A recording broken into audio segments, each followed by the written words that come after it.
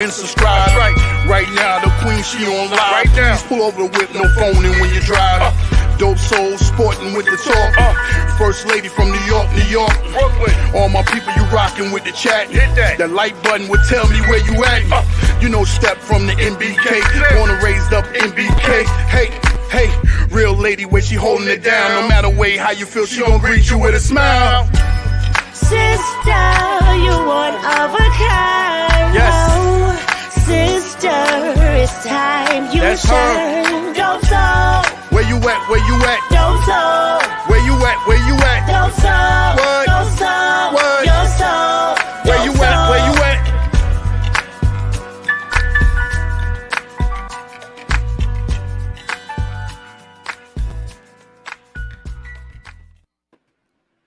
Salute, Knick family. Welcome to the channel, Dope Soul Sports Talk, Dope Soul Knicks Talk, a member of the NBK family. Welcome to this show, Just Nicking It. We meet here every Thursday, 9:30-ish. Talk about the storylines as they relate to our New York Knicks. Today, we're doing yet another season grade show. I know they're all over the internet. You've probably watched about 10 of them. Tonight will be the 11th. Okay, so we're going to give our season grades. Hopefully, we can get through the entire team today. There's no slides, nothing technical. We're just talking about how we feel. Each panel member will give their grade, agree or disagree. That's what it is. The chat, you can also put what you think about a player. We're also going to discuss whether or not Carmelo Anthony's number should be retired. Ooh, I think that's probably going to be, I think there's going to be differing opinions on that on the panel, as there have been on Twitter and in the chat. We might start with that first so we can get that out of the way. Anyway, welcome to the Just Nicking It show. Let me bring in the panel members. I got Jeff Clafter, I appreciate you. Delusional Knick fan, appreciate you. Ajay, appreciate you. And Jarrell, who could not make it tonight, taking care of family business. Appreciate you, bro. We'll see you next time. And I'm not sure. Maybe staff will come in later or not. But we can hold it down, right, fellas? How's everybody? Yeah, definitely. Doing great. Thanks for having us. Yeah. Absolutely. Yeah. No, definitely doing good. Yeah, good evening to you, Queen. Salute to panel members, Jeff Clafter, Delusional Knicks fan, and Jarrell. What's up, Jarrell? What's up, Jarrell? Listen to Jarrell. Yeah, and a shout out, just quickly to the chat. Kerry Cox, JJ, Knicks are nice, Mega NYK, David L, and Jeff, who's here and in the chat. Appreciate you. So listen, before we get into the season grades, we'll go through the players. Let's start with Carmelo Anthony. Let me see. Do I have? Let's see. That's not right. Yes, Melo announces his retirement, 19 years in the NBA. And I don't have the graphic here that shows all of his accomplishments, but I think 10 times. You guys can chime in if I miss one. I think it's 10-time All-Star, 3-time Olympic championship, 2 All-NBA players, might be more. Led the league in scoring 1 year. Obviously, well, that's college, so we won't get in. Well, I mentioned the Olympic team, but the championship, national championship with Syracuse. Did I leave out anything? I don't think so. I think you got most. I mean, he's done a lot. I guess 9th all-time in scoring. 9th all-time in the history of the NBA in scoring. And he made the 75th anniversary team, which is a big deal. I will start this by saying, other than Patrick Ewing and before Brunson got here, Carmelo Anthony was my second favorite Knick. Super happy when he decided to come to New York and the Knicks pulled that trade for him. I know people were complaining about how much the Knicks gave up for him. I just did not want to be that fan sitting there shaking my head and, 3 years down the line and saying, wow, we didn't get Melo because we wanted to hold on to Timothy Mozgov, whatever his name was. Or we didn't get Melo because we wanted to hold on to a Wilson Chandler. And I know people feel like that is the trade that I don't know how people are framing it. For me, I just felt like it was what the Knicks did or didn't do after we got Melo that really didn't allow him and that team to reach their ceiling. I'm a super huge fan of Carmelo Anthony. I was super upset when he wasn't in the league. And I stayed up late to watch him in Portland because I just loved his game. It was just poetry in motion. That's my guy, Carmelo Anthony, for sure. And I'm not on Twitter lately, just trying to get some of the Twitter toxicity, you know. So I'm not on Twitter a lot. So I'm getting news late. So I didn't even know, you know, he had retired. And then when you found it just stung a little. Like you knew him personally. It just stung a little. Like, wow, he didn't get that, you know, last opportunity to go out on an NBA roster. And I'm not sure what's going on. Him, Allen Iverson, there's a few others I just would have liked to have seen go out on their own terms on an NBA roster, but that wasn't the case. All of that being said, I am not an advocate of retiring Carmelo Anthony's jersey, and it has nothing to do with him as a player. I just believe that retiring a player's number and basically saying nobody else in the organization is to wear that number should be based on you either won a championship with that organization or you are a franchise player with that organization. And when you look at those that's been, you know, whose numbers have been retired by the Knicks, that seems like what the criteria has been for them. And I get it. There's some, I was talking to Freezy about this today. There's some up there, Bill Bradley, I think, who averaged 14 points a game and maybe was the third or fourth player on the championship team. And his name is, and he's been retired. His number's retired. I'm not going to argue with that. He contributed to a championship team. Patrick Ewing, I don't know, 17 seasons, 15 seasons with the Knicks. I'm not sure what it was. He was a franchise player, Eastern Conference Finals, you know, went to the NBA Finals, one in which he was a big part of, the other one in which he was injured. I just think Carmelo Anthony, if we're talking about what he's done in his career in the NBA, he should go into every team, retire his number. Nobody else should wear his number on any team. But if we're talking about what he did for the New York Knicks, he played 19 seasons, 7 of them with the New York Knicks, and the Knicks won 1 playoff series. And I get it. It's not his fault that the Knicks didn't build around him. But honestly, I think it would be embarrassing if I look up in the rafters and I see those who numbers were retired because they won a championship. I see Dick McGuire, I see Patrick Ewing, and then I see Carmelo without seeing Bernard King, Allen Houston, maybe even Oakley. Those guys who accomplished more than Carmelo for the Knicks and was a part of a period of winning for the Knicks. None of those guys' jerseys were retired. And we're going to skip over them and retire Carmelo Anthony's number. That's a tough sell for me. If you're telling me that the Knicks are reconsidering their criteria for retirement numbers and they're going to go back and retire Bernard King and those guys, then that's cool. That's cool. But those guys would have to go in first. Then we'll get down to Carmelo Anthony. I'm not skipping over those guys to retire Carmelo Anthony's number based on what he's done in his career, not based on what he's done for the Knicks. And the last thing I'll say before I get the major smoke and pushback, listen, I appreciate him wanting to come to the Knicks. I appreciate him the team going to the playoffs the first 3 years he was here after having not been in the playoffs for a long time. I appreciate how he operated with class, particularly in the Phil Jackson, one to act like a damn jerk, basically. I appreciate how he operated with class. But to me, that's just not enough to say nobody can wear that number again for the New York Knicks. So that's where I am.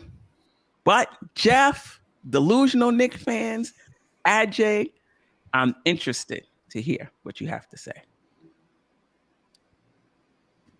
Go ahead. I'll go after. I gotta gather my thoughts, especially after. All right, I'll go. And I agree with the Queen. Melo is one of my favorite Knicks, favorite all-time Knicks. I mean, he came here when nobody else wanted to come here. Like he literally put the team and the organization and the franchise on his back. So he deserves something. But as the Queen said, to retire his jersey would be unfair to all the other guys who's actually sacrificed just as much, if not more, for this franchise. It would be embarrassing, like you said. He deserves something. I don't know what it is, but I don't think it's his jersey being retired so that nobody else wear his number. So, yeah. I mean, he is. I mean, he's a superb NBA player, like you said. Can't take top 75. He didn't win an NBA championship, but he's just won at every other level. You can't say enough about this guy. You know what I'm saying? Classy guy. He embodies all the positive, all the hard work, that the NBA wants, so he's like literally a model guy in the NBA. But yeah, the Knicks, no, I don't think they should retire his number, but they definitely should do something. I don't know. Every time he shows up at the Garden, do I don't know. I mean, I don't know. They're gonna have to figure that one out. But there are other players who have won this the Knicks uniform who, if Melo deserves this, then there are many other ones who deserve this. And we're going to run out of numbers under 100 to put on those jerseys if we start doing that. So. Yeah, no doubt. Jeff, delusional Knicks fans, whoever wants to go. You can go, Jeff. Okay. I am really torn down the middle on this because I was really on one side of the fence, and then I saw a tweet, and you ever have something that just hits you in the gut, and you're like, ooh. And the tweet said this. It said, Jalen Brunson in his first year with the Knicks in the playoffs had 6 playoff wins. Carmelo Anthony with 7 years with the Knicks had 7. And that just... It's funny because I share all y'all's reverence for Carmelo Anthony, and even more so Carmelo Anthony, the ball player, Carmelo Anthony, the New Yorker. Yeah. You want to talk about a guy who identified with the community and was so much more than just a player on a court to the place where he lived. I think the city of New York mattered a lot to Carmelo Anthony. And I think that the impact that he had on the people who lived here and respected him and loved watching him play can't go underappreciated. But at the end, and to piggyback onto that, and look, I'm a Bernard King guy, so if you want to put King's number in the rafters, I'm with you all the way. But the New York Knicks have only ever had 2 scoring champions in the history of their franchise. King is one, and Melo's the other.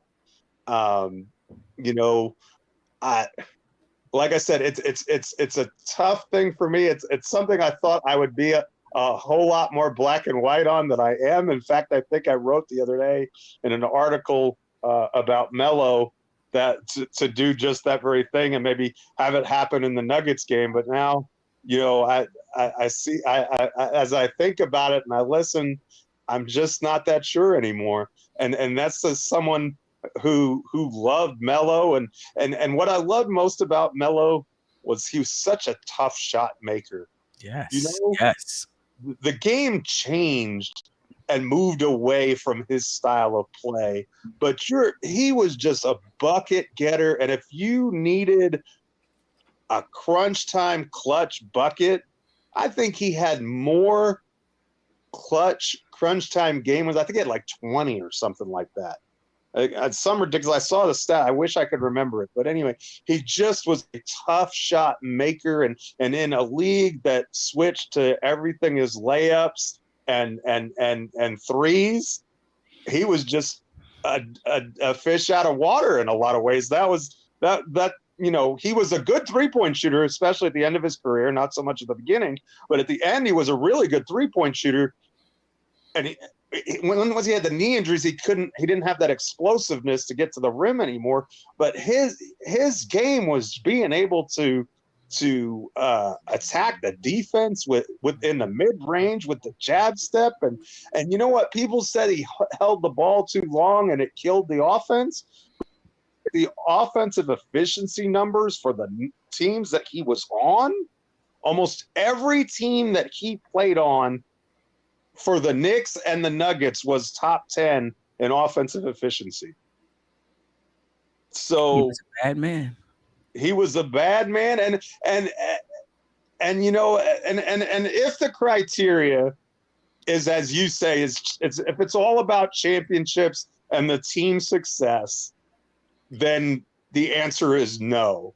But if the answer is a guy, if the criteria is a guy who was a bona fide superstar while he put on that uniform league wide, then I think the answer is yes, because this is a guy who made All NBA. This is a guy who was third in the MVP voting.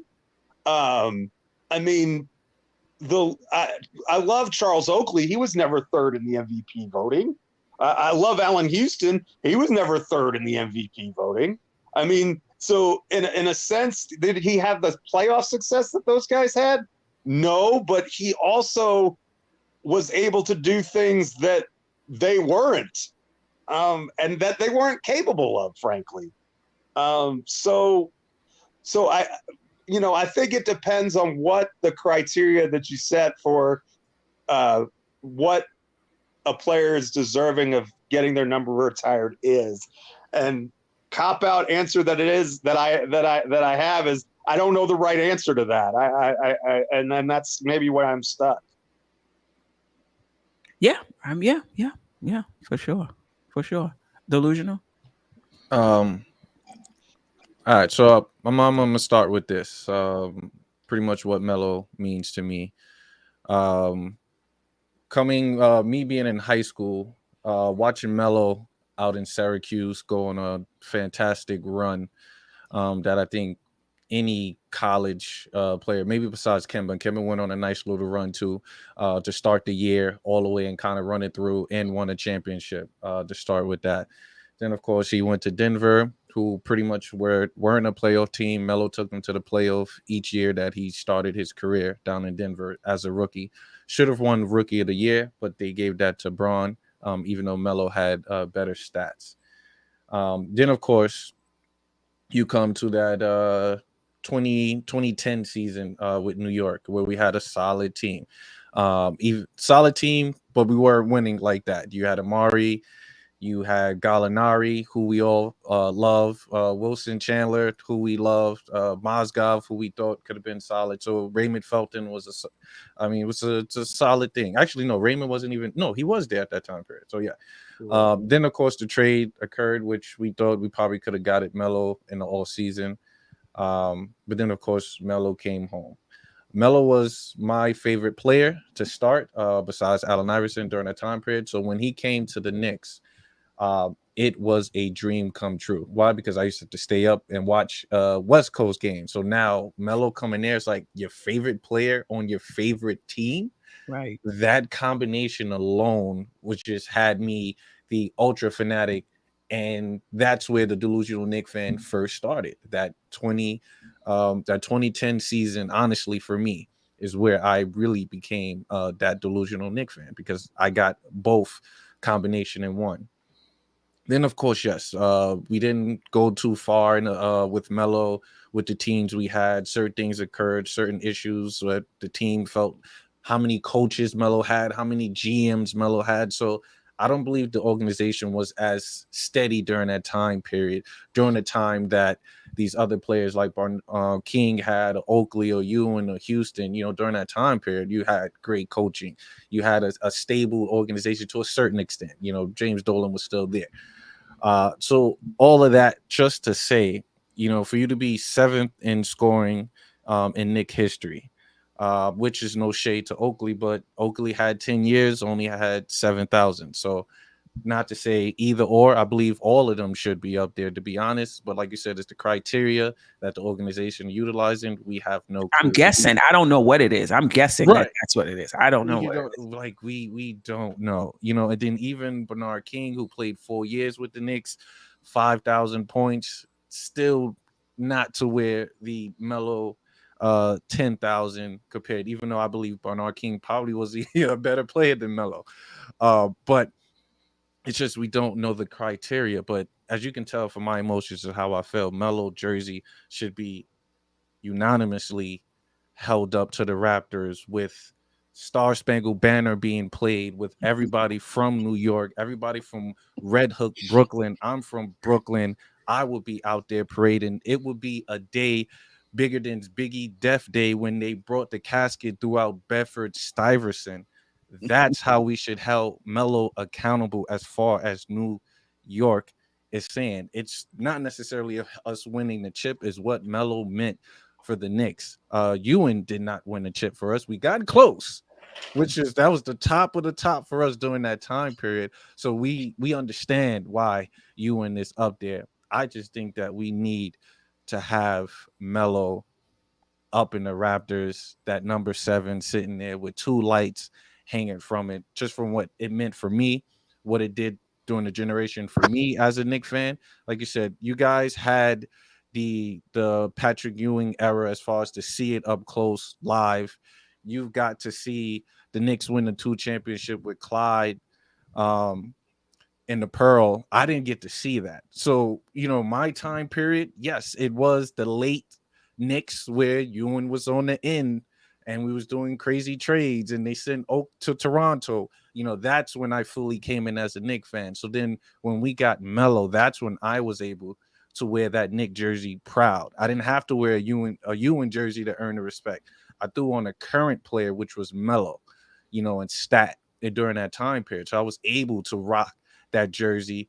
And Melo was top 10 in jersey sales during that time period. So a lot of people around the world during that time period thought Melo was that guy. And this game was it. I modeled my triple threat out of Melo, where you catch it, look up, give you 2 jabs, pump fake.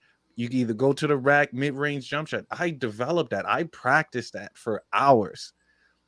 I could show y'all footage too. I might put that up on my page. Go ahead, put it on your page.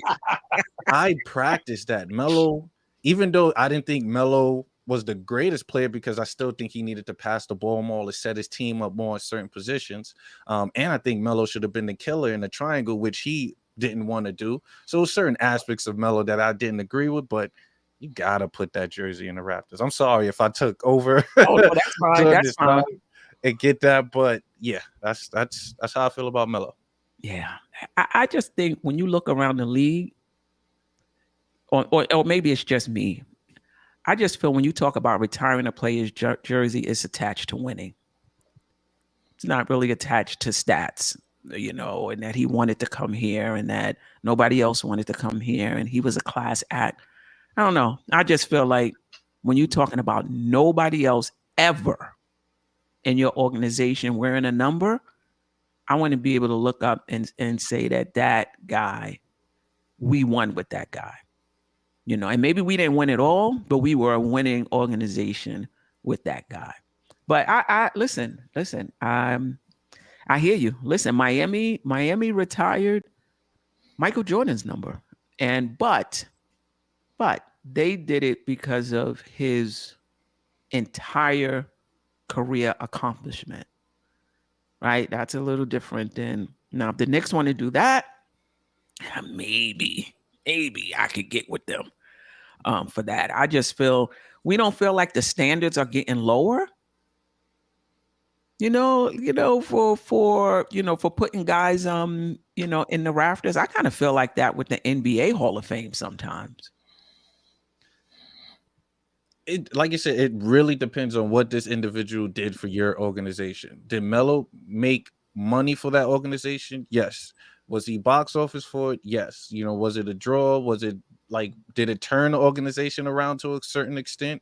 Yes. So it's a lot of things that Melo did during that time period. The Knicks were never on TV during that time. There was what was generating anything besides the Knicks, besides MSG? That we had to tune in to watch, so it's different. Like you said, we don't know the criteria for this organization. But I mean, for me, I think the criteria should be winning, because I think all of the things we're talking about with Melo, we're not talking about winning. We're talking about everything but winning. We're talking about jersey sales. We're talking about MSG ratings. We're talking about money. We're talking about everything but winning. And I get it. He was dealt a poor hand. Don't get me wrong. He was dealt a poor hand. I don't know. That's a tough one. But if they're gonna do it, they bet not do it before a few other players, in my opinion. And you can't fault those guys if they didn't score more because they were on a team with, a group of players. With Patrick Ewing. How you gonna score more with Patrick Ewing there? That's the key, though. Queen, you said it. They had a better team around the individuals.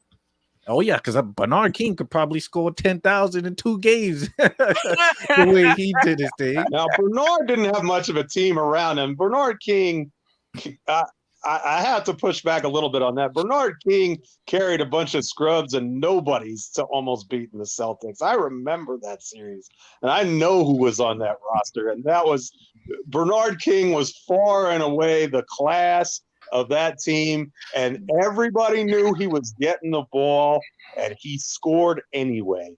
And he did it with efficiency, and he didn't shoot 3-pointers. It was all buckets in his zone. Don't get me started on Bernard King. I'll be here all night. But King didn't have a ton of talent around him. And I think a lot of Patrick Ewing's teams were kind of talent deficient. We always said if he ever had a second star, imagine if King and Ewing got to play together healthy. Holy Hannah, would that have been a ball club? Yeah. But from that standpoint, I'm not sure that we can just use they had better rosters excuse. I mean, Ewing for like a decade made the second round of the playoffs nearly every year. I mean, we wanted to throw a parade because we won a first round series against the Cavs this year. And if we didn't get to the second round of the playoffs when Ewing was there, it was like, coach is getting fired. Sky has fallen, except for 1 year. I think we had I don't know if that was the McLeod year or what, but we had a bad year and we finished the 8th seed and we got swept by the Bulls, I think, once in that time frame. But second round of the playoffs was a minimum with Ewing. And if there wasn't some guy named 23 who wore Nikes in Chicago, there might have been multiple championships in New York during that time period. So in a perfect world, I think what would have made sense is, Melo could have been on the team this last year that just passed on a veterans minimum. And even though, he wouldn't have to play, he would have just played a Derrick Rose and Evan Fournier role. And, just be in a huddle and try to keep the guys level-headed. He probably could have been helpful that way too, with Julius Randle. But, I mean, I think it would have been nice to have him as part of the team in his last season or this past season. He wasn't playing anywhere. So it would have been nice to have him on the team. And, when we having a blowout game, get him a couple of minutes workout and get the crowd going crazy. Listen, a blowout game. Let me tell you something. We could have used them. Could still probably put up 12, 14 points a game. Yep. Yeah. Yeah, but we know Tibbs wasn't going to play him, so. Nah, definitely wasn't. I was just about to say, I don't even think Tibbs will sign off for that. If you're not going to give him a regular rotation minutes, then I think it'd have been disrespectful to just bring him along for I don't know. I think that's disrespectful to who he was as a player. I mean, he's a guy who's universally loved in the league. I mean, did you see the outpouring? Like when he announced his retirement, I think the entire NBA had glowing, gushing things to say about him.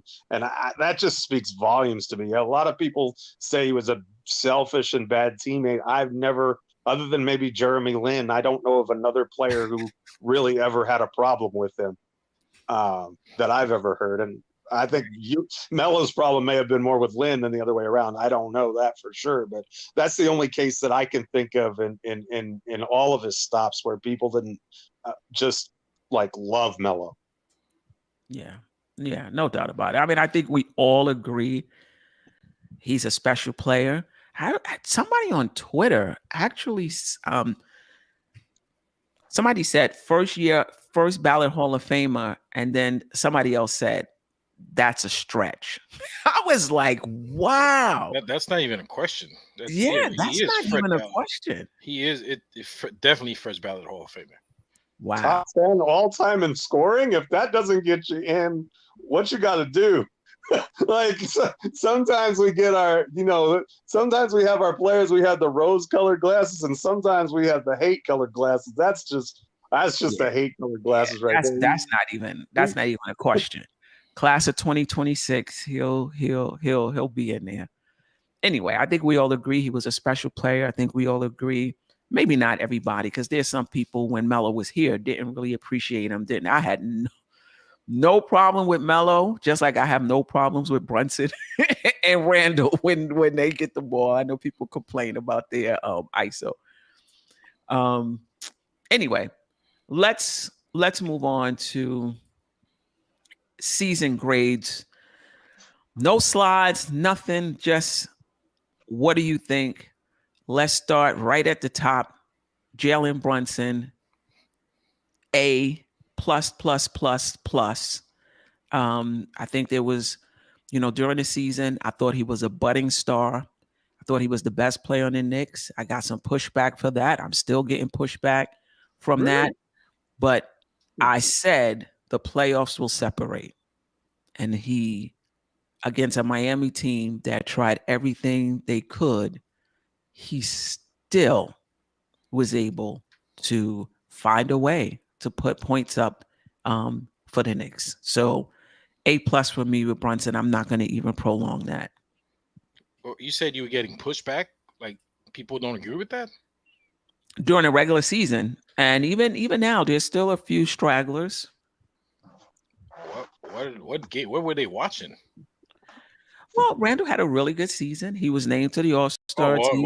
We didn't get to Randle yet. We're still talking about Jalen Brunson. Oh, no, you was asking me what the pushback was, so I was telling you this is what the pushback was. I'm talking about during the regular season before we got to the playoffs. Jalen Brunson, A. Next. A+.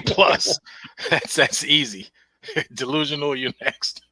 Yeah, A+ for Jalen Brunson. Yeah, Jalen Brunson, if we can break the Ricketts scale, he's the highest of the totem pole. So definitely AAA+ for me. Yeah. That's easy. Yeah. Not much all the superlatives about Brunson we've said over and over again. He's incredible. We're lucky to have him. He's 26.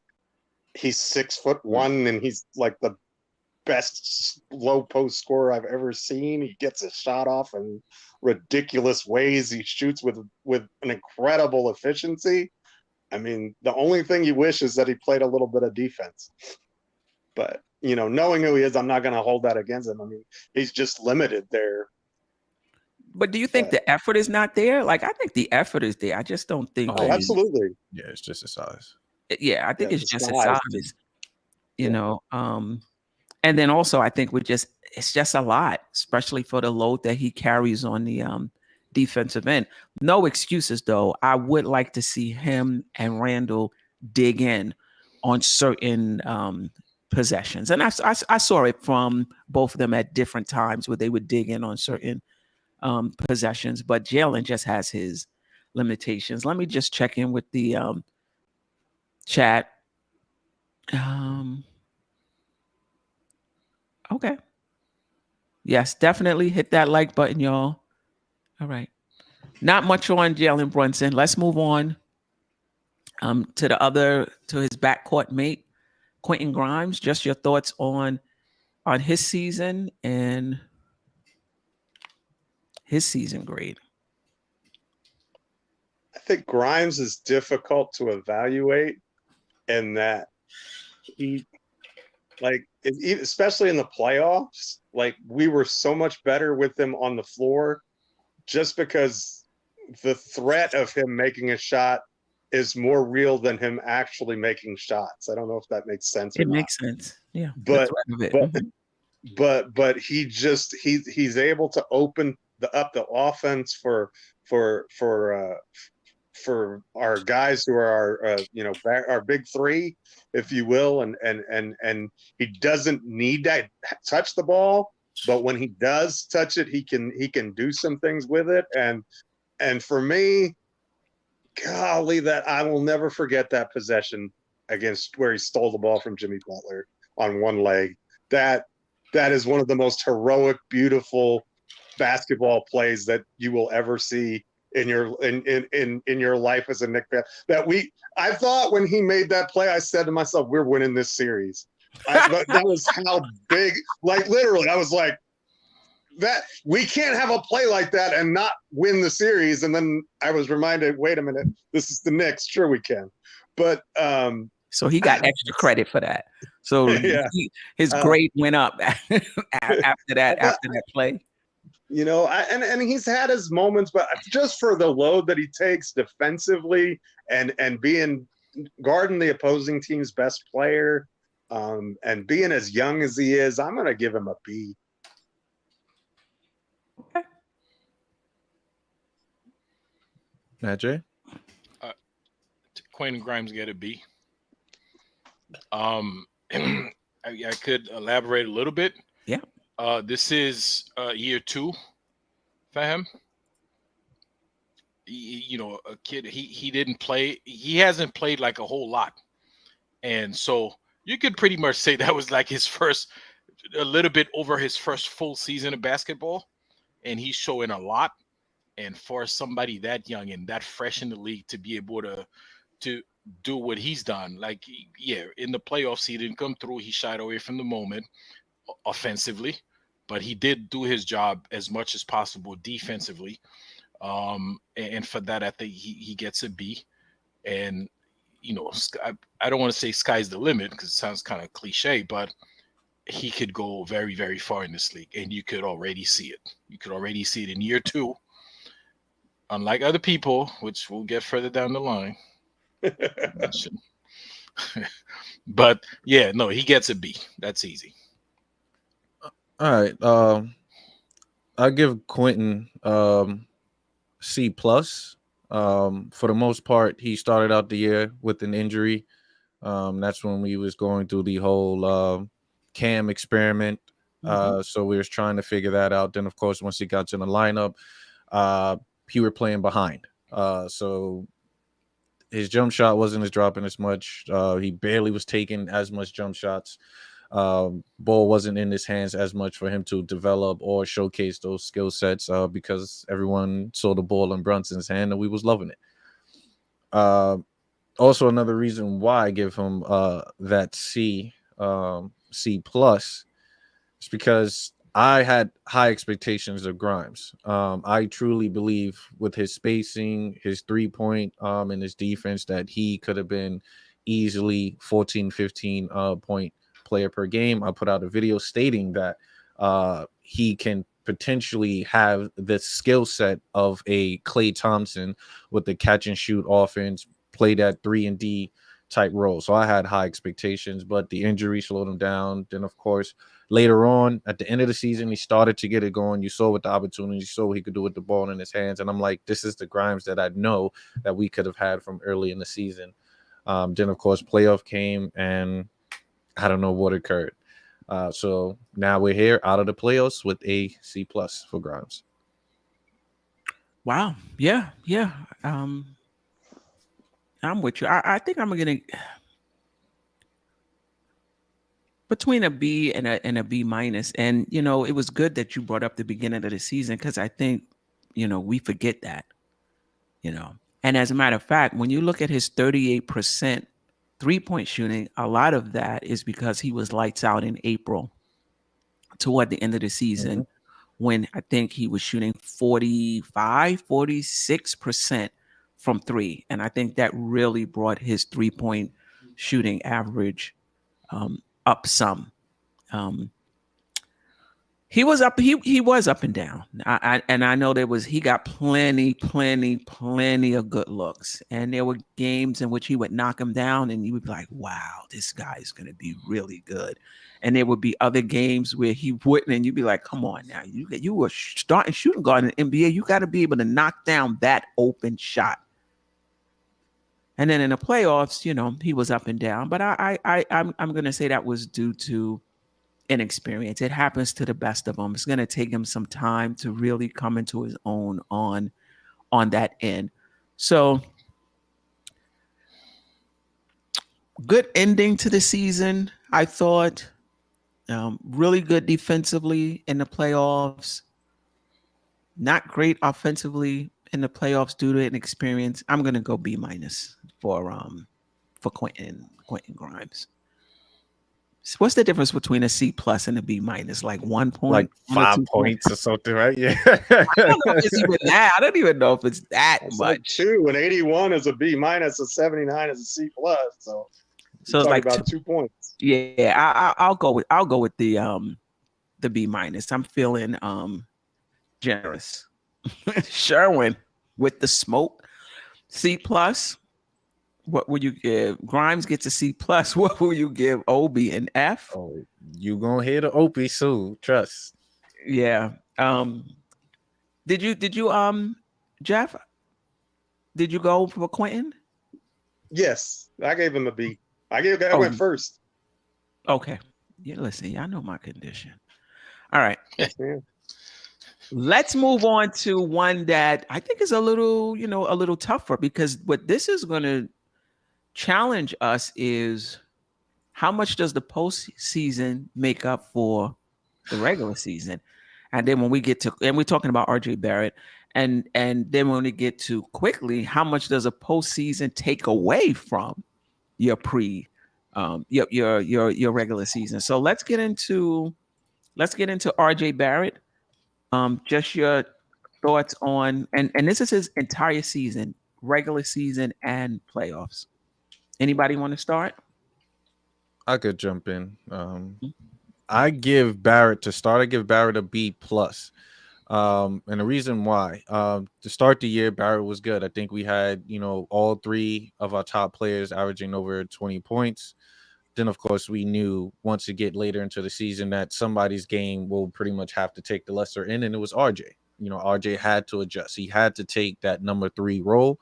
And for the most part, he did it. When his games that he needed to drop 40 something in, he did. When his games where he needed to play defense to a certain extent, he did. Then, of course, certain games we wish he could have contributed more. And then he was pretty much the most consistent player besides Brunson in the playoffs. So that's why I would stick that B+ on Mr. Barrett. All right. You want to go, Jeff? Sure. Oh man, this is a hard.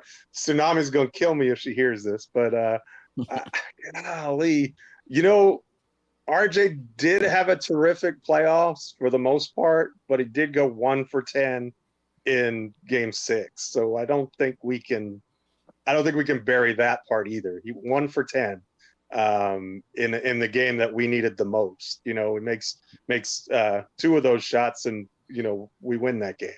So RJ was a huge disappointment to me in the regular season. And it wasn't just the inefficiency. I come to expect that, like, when you're an inefficient player, it's his 4th season. That's just who he is. He's not ever going to be a 40, 50, 90 guy. That's just not who RJ Barrett is. So his finishing at the rim got a little better.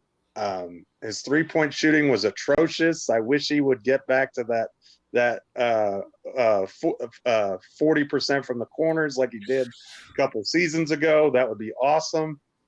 But then, and he had that tunnel vision, which always drove all of us crazy. And then what happened is in the playoffs is like he kind of figured out, oh, I can't just put my head down like a bull in a china closet and just go. And his court vision got much better. And I think when his court vision was better, his shot making got better outside of Game 6, of course, obviously. But I don't know. I don't think I can give him more than a C+ for the entire season, even though his playoffs were really good. At least for him, he still wasn't amazing efficiency-wise, but his playoffs were good. I think he played much better than he did in the regular season, but I don't think you can just gloss over the regular season either, because he struggled for most of it. Like, it wasn't even just like, normally it takes him 30 games to get warmed up. I think it took him 60, and that's too many to me. So I think I'm going to give RJ a C+. All right, I just want to check in real quick. So for a player who averaged 11 points for us during the regular season, aka Quentin Grimes, you gave him better stats than RJ Barrett, a better rating, than RJ Barrett. Do you think I gave them a better grade? They're different players. They play different positions and they have different roles. I gave Quentin Grimes a B because I think he was a B player in his role. I gave RJ a C+ because I felt like as our 3rd best player, what he was supposed to be, or even our 2nd best player, which he was at the end of last year, I don't really feel like he fulfilled that role very well most of the time. And I respect that. Maybe it's not fair that the expectations were a little bit higher, but they were. And so I think you have to grade these people within their roles. Did he put up more stats than Grimes? Yeah, but he also shot the ball a lot more than Grimes. I mean, I think if you give Grimes the number of shots that you gave RJ, I think he averages 20 points, and he probably does it a little bit more efficiently. Understood. And I can go now, right? Me grading RJ follows the same logic as Jeff Clafter, because RJ, we rely on him more. He has a different role, a larger role on the team. He got more touches. They run more plays for him, and he should be more reliable.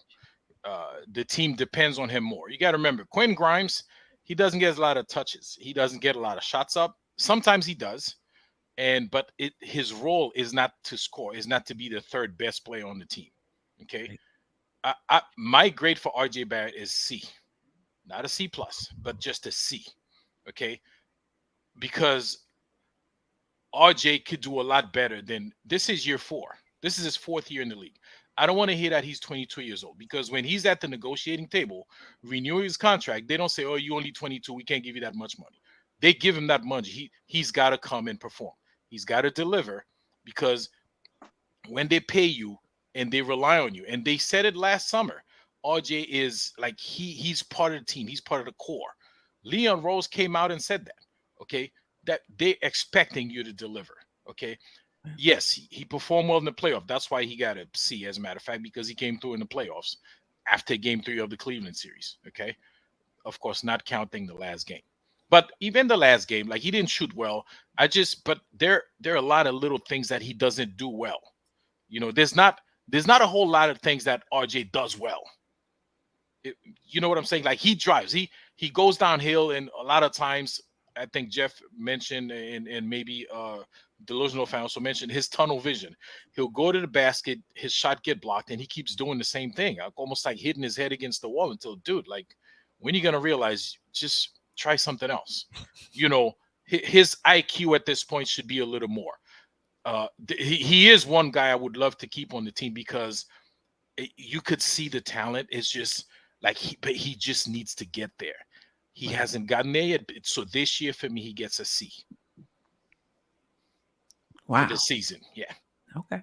So in high school, one part of the some exams are weighted more than the others.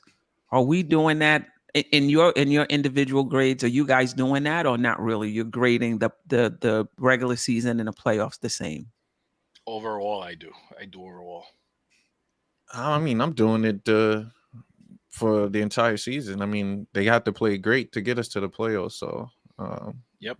But are you giving a little more weight in that? Not that you have to. I'm as far as now, I'm giving a little more weight for the regular season than the playoffs. Oh, for the regular season. Oh, yeah. Wow. Well, because you see more of a sample size in the regular season. Yeah, it was 82 games. It's a bigger sample size as far as the playoffs. Even though, well, we'll talk about certain players during the playoffs, I guess, once we give them their rating. But yeah, I just think it was a bigger sample size than the regular season.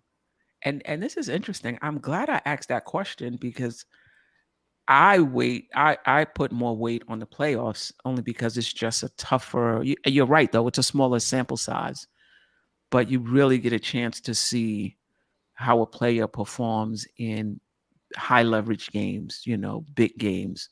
And for somebody to come through in the playoffs, to me, it means a little bit more. But I get it though. You're talking about an 82 game regular season sample size. Well, RJ Barrett gets a B minus, but I think had I just based it on that regular season, he would have got a C. Like I just thought RJ Barrett looked like he was playing for another team. I just couldn't understand. He just looked so out of sorts. And it wasn't, I mean, you could talk about the inefficiency. That's true. We could talk about his, finishing at the rim and turning the ball over when he drives and things like that. But for me, it was just his overall floor game. Like I just didn't see. And then in the playoffs, it was like a switch. And it's like, now I know how to play. Now I know how to make the right decisions. Now I know if I'm single coverage, I'm gonna take it all away. If they come and they stop me and they double team me or somebody rotates over, I'm gonna pass it out. And it was like, ding. Like he was just a totally different player once the playoffs happened. And so I put a little more emphasis for me and my grade on the playoffs. This is just a tough situation. It's not easy, as we saw. It took quickly out. People were talking about, and we'll get to quick, how he was the third best player on the team. He had the third best. Went to the season, into the playoffs. It just took him out. Same thing with Grimes. I wouldn't say totally took him out, but he just wasn't as effective. And here comes RJ Barrett, who I was not even expecting in the playoffs. Here he comes looking like new money. He just looks like new money. He just looked like a totally different player, even defensively. And it was more than just more effort defensively. He looked like he knew what he was doing.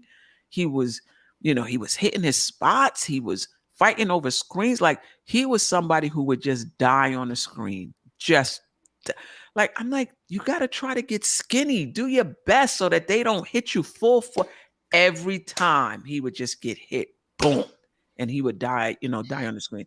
So I'll give him a B minus, and I think the minus comes from Game 6. That was money time. And hey, not only him, but we'll get to the others. He was 1 for 10. But I liked, if you saw him at that press conference, after Game 6, he knew it, and he had the demeanor of somebody who knew that he needed to play better, and he didn't. Like when you see that, you just know that that's going to drive the player throughout the summer. So I give RJ probably a C in the regular season, or maybe a C plus, probably just a solid C. But in the postseason, probably a B plus. I thought he was really, really good. And there was one game I forget wherein, Brunson may have closed it out in the second half, but in that first half, it was all RJ Barrett that kept us in that game. Yeah. Now, has the clock struck 12? And when we get back to, next season, training camp, preseason, he looks like he doesn't know how to play the game again. We shall see. Anything else on JJ said RJ's playoff numbers were basically the same as his season numbers, and they were, but if you watch the games, and we all watch the games, he was different. His floor game was different. His decision making was different. I just thought he was different. JJ gives him a C. And Elmatic said that was very generous. Okay. All right. The coolest. So everybody's not taking into consideration. Like, yes, we had high expectations for Barrett. He just came off of averaging 19 the year before. Mm-hmm. He still stayed at that pace, but less shots. Number 3 man, having the guard still top defenders on the opposing team. We forget that, right? I don't think was he guarding the top. I think Grimes that was Quentin Grimes' job. Yeah, Grimes took that guard. He was Grimes were guarding the top guards. Barrett had the top forwards. Nah, delusional. Barrett Barrett was putting Grimes on Siakam. They were putting Grimes on Jokic. Not for the entirety of games, but I'm just saying. But Barrett had his fair share of guarding top players as well. Delusional. Honestly, Barrett, and he didn't do a good job. So if we got Jason Tatum and Jalen Brown on the floor, Barrett is not guarding either one in a certain scenario. Not well. You can argue that he was guarding them, but not well. When you have Middleton, Giannis on certain scenarios. So yes, he was guarding the bigger guards on certain scenarios. Listen, he was a bigger forwards. From what I saw in the season, sometimes RJ Barrett, he wasn't guarding nobody. he was out there like, oh, what? Who do I have? Like, he was lost out there. So yeah, I expected a lot more from him because he's been developing well. It's just like this year he fell off. So he needs to get back to what he was doing.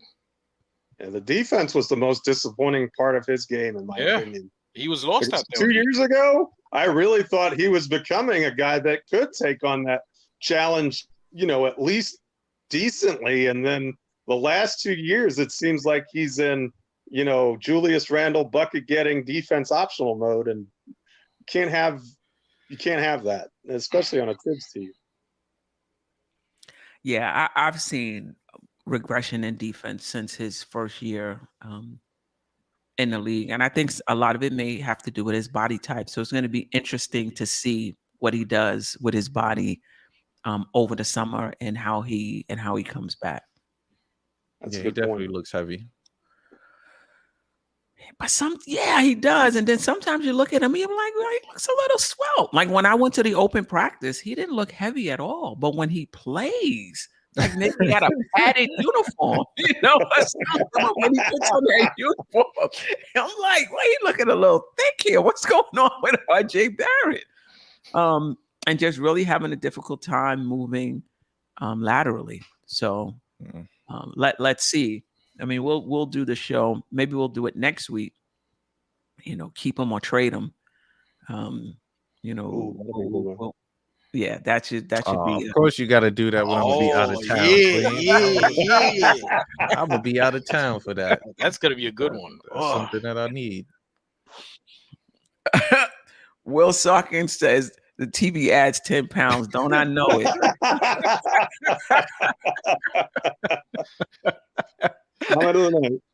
Don't I know it?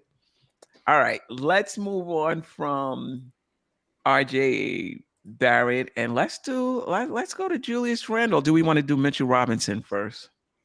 Let's do Mitch first. Let's do Mitch. All right. Mitchell Robinson's I feel like Ajay. I feel like AJ, when it comes to Tibbs, when the team is winning, like, wow, Tibbs is doing really good. And to think I wanted to fire this guy. Then we get bounced by Miami. Why are we not talking about getting rid of Tibbs? That's how I feel when it comes to Mitchell Robinson. Mitchell Robinson in that Cleveland series, I was like, here we go. Like, this is what I'm talking about. Mitchell Robinson has crossed over. This is what I'm talking about. I'm like, maybe RJ Barrett and Mitchell Robinson have crossed over. They found themselves, and this is who we're going to see going forward. Then we get into that Miami series, and I get it. He may have been a little hurt. He may have been. And I just felt like Miami, it was able to just neutralize Mitchell Robinson. So Mitchell Robinson during the season was like a C+, B-. Against Cleveland, he was like an A+. Like, just amazing. And then in Miami, he was like a D. I just felt like he wasn't there. And I felt like Tom Thibodeau went into his Linus mode. And I just felt like there was times when Isaiah Hartenstein should have been in the game. Isaiah Hartenstein would come in. He's moving quicker. He got a block shot one time. He got his hand on the steal one time. Boop. Next thing you know, here come Mitchell Robinson. I'm like, what? What is going on? And I don't know. Maybe from advanced stats, he felt like Mitchell Robinson was guarding, Bam Adebayo better, than Isaiah Hartenstein. But that Miami series, to me, D, C-. So I would say for the entire season for Mitchell Robinson, and look, let me just preface this by saying, people always want to talk about what Mitch does for us defensively, and it is true, right? We don't have good perimeter defenders. So, Mitch is there to clean up all the mess at the rim, but we can't just ignore the other side of the ball. And we can't just ignore the 47% or whatever, 42% or whatever it is, free throw shooting, though he came up big in the playoffs, for us in a few spots. I just feel like we just can't ignore that. I think he's very one-dimensional. And I'm talking about this is the regular season now. Very one-dimensional. And if he's not getting offensive rebounds and putbacks, he's just not contributing on the offensive end. And it makes it harder for Brunson to score. It makes it harder for those other guys to score. When you look at our on-off numbers, and I was talking about this with Freezy, and he brought up our defense is better when Mitch is on the floor, but our offense is better when he's off, when he's off the floor. So for the regular season, I'm going to say C. I'm just thinking out loud here. Cleveland, A+. Miami, C, D. And I'm going to say for the entire season, I'm going to give Mitchell Robinson a C+. But I'm taking into account the offensive end and the free throw shooting as well, and just how it just really clogs it up for us. But that's me. Let me get into the chat. Let me see what Sherman got to say. I know Sherman would probably gave him an A already. All right. Whoever wants to go next.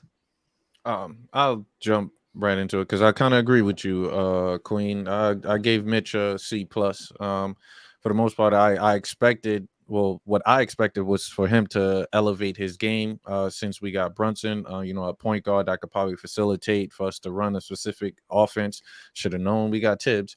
But I really thought that he could have averaged a double-double for the year. He didn't come close, so I was very disappointed with that. Of course, his defense is solid, but like you said, Knicks had a better offense with him on the bench. So overall, I just gave him a C+.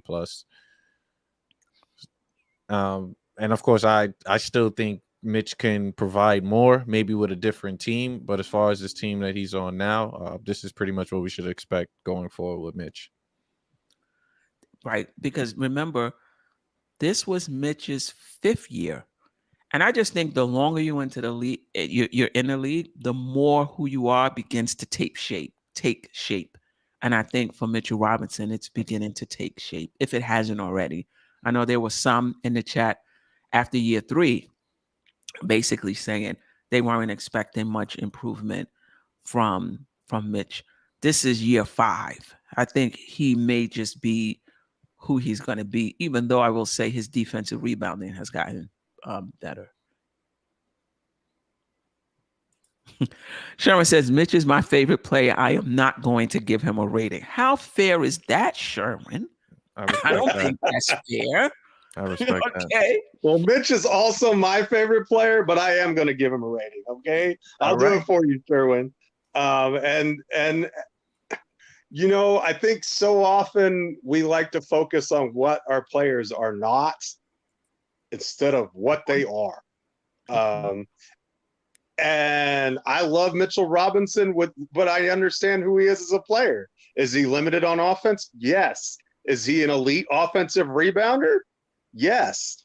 Is he a fantastic rim protector?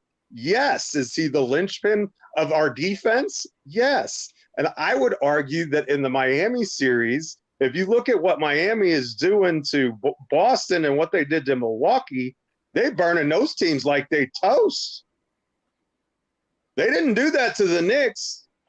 And Mitchell Robinson's presence, even if his stats weren't amazing, was, in my opinion, a big part of that. And if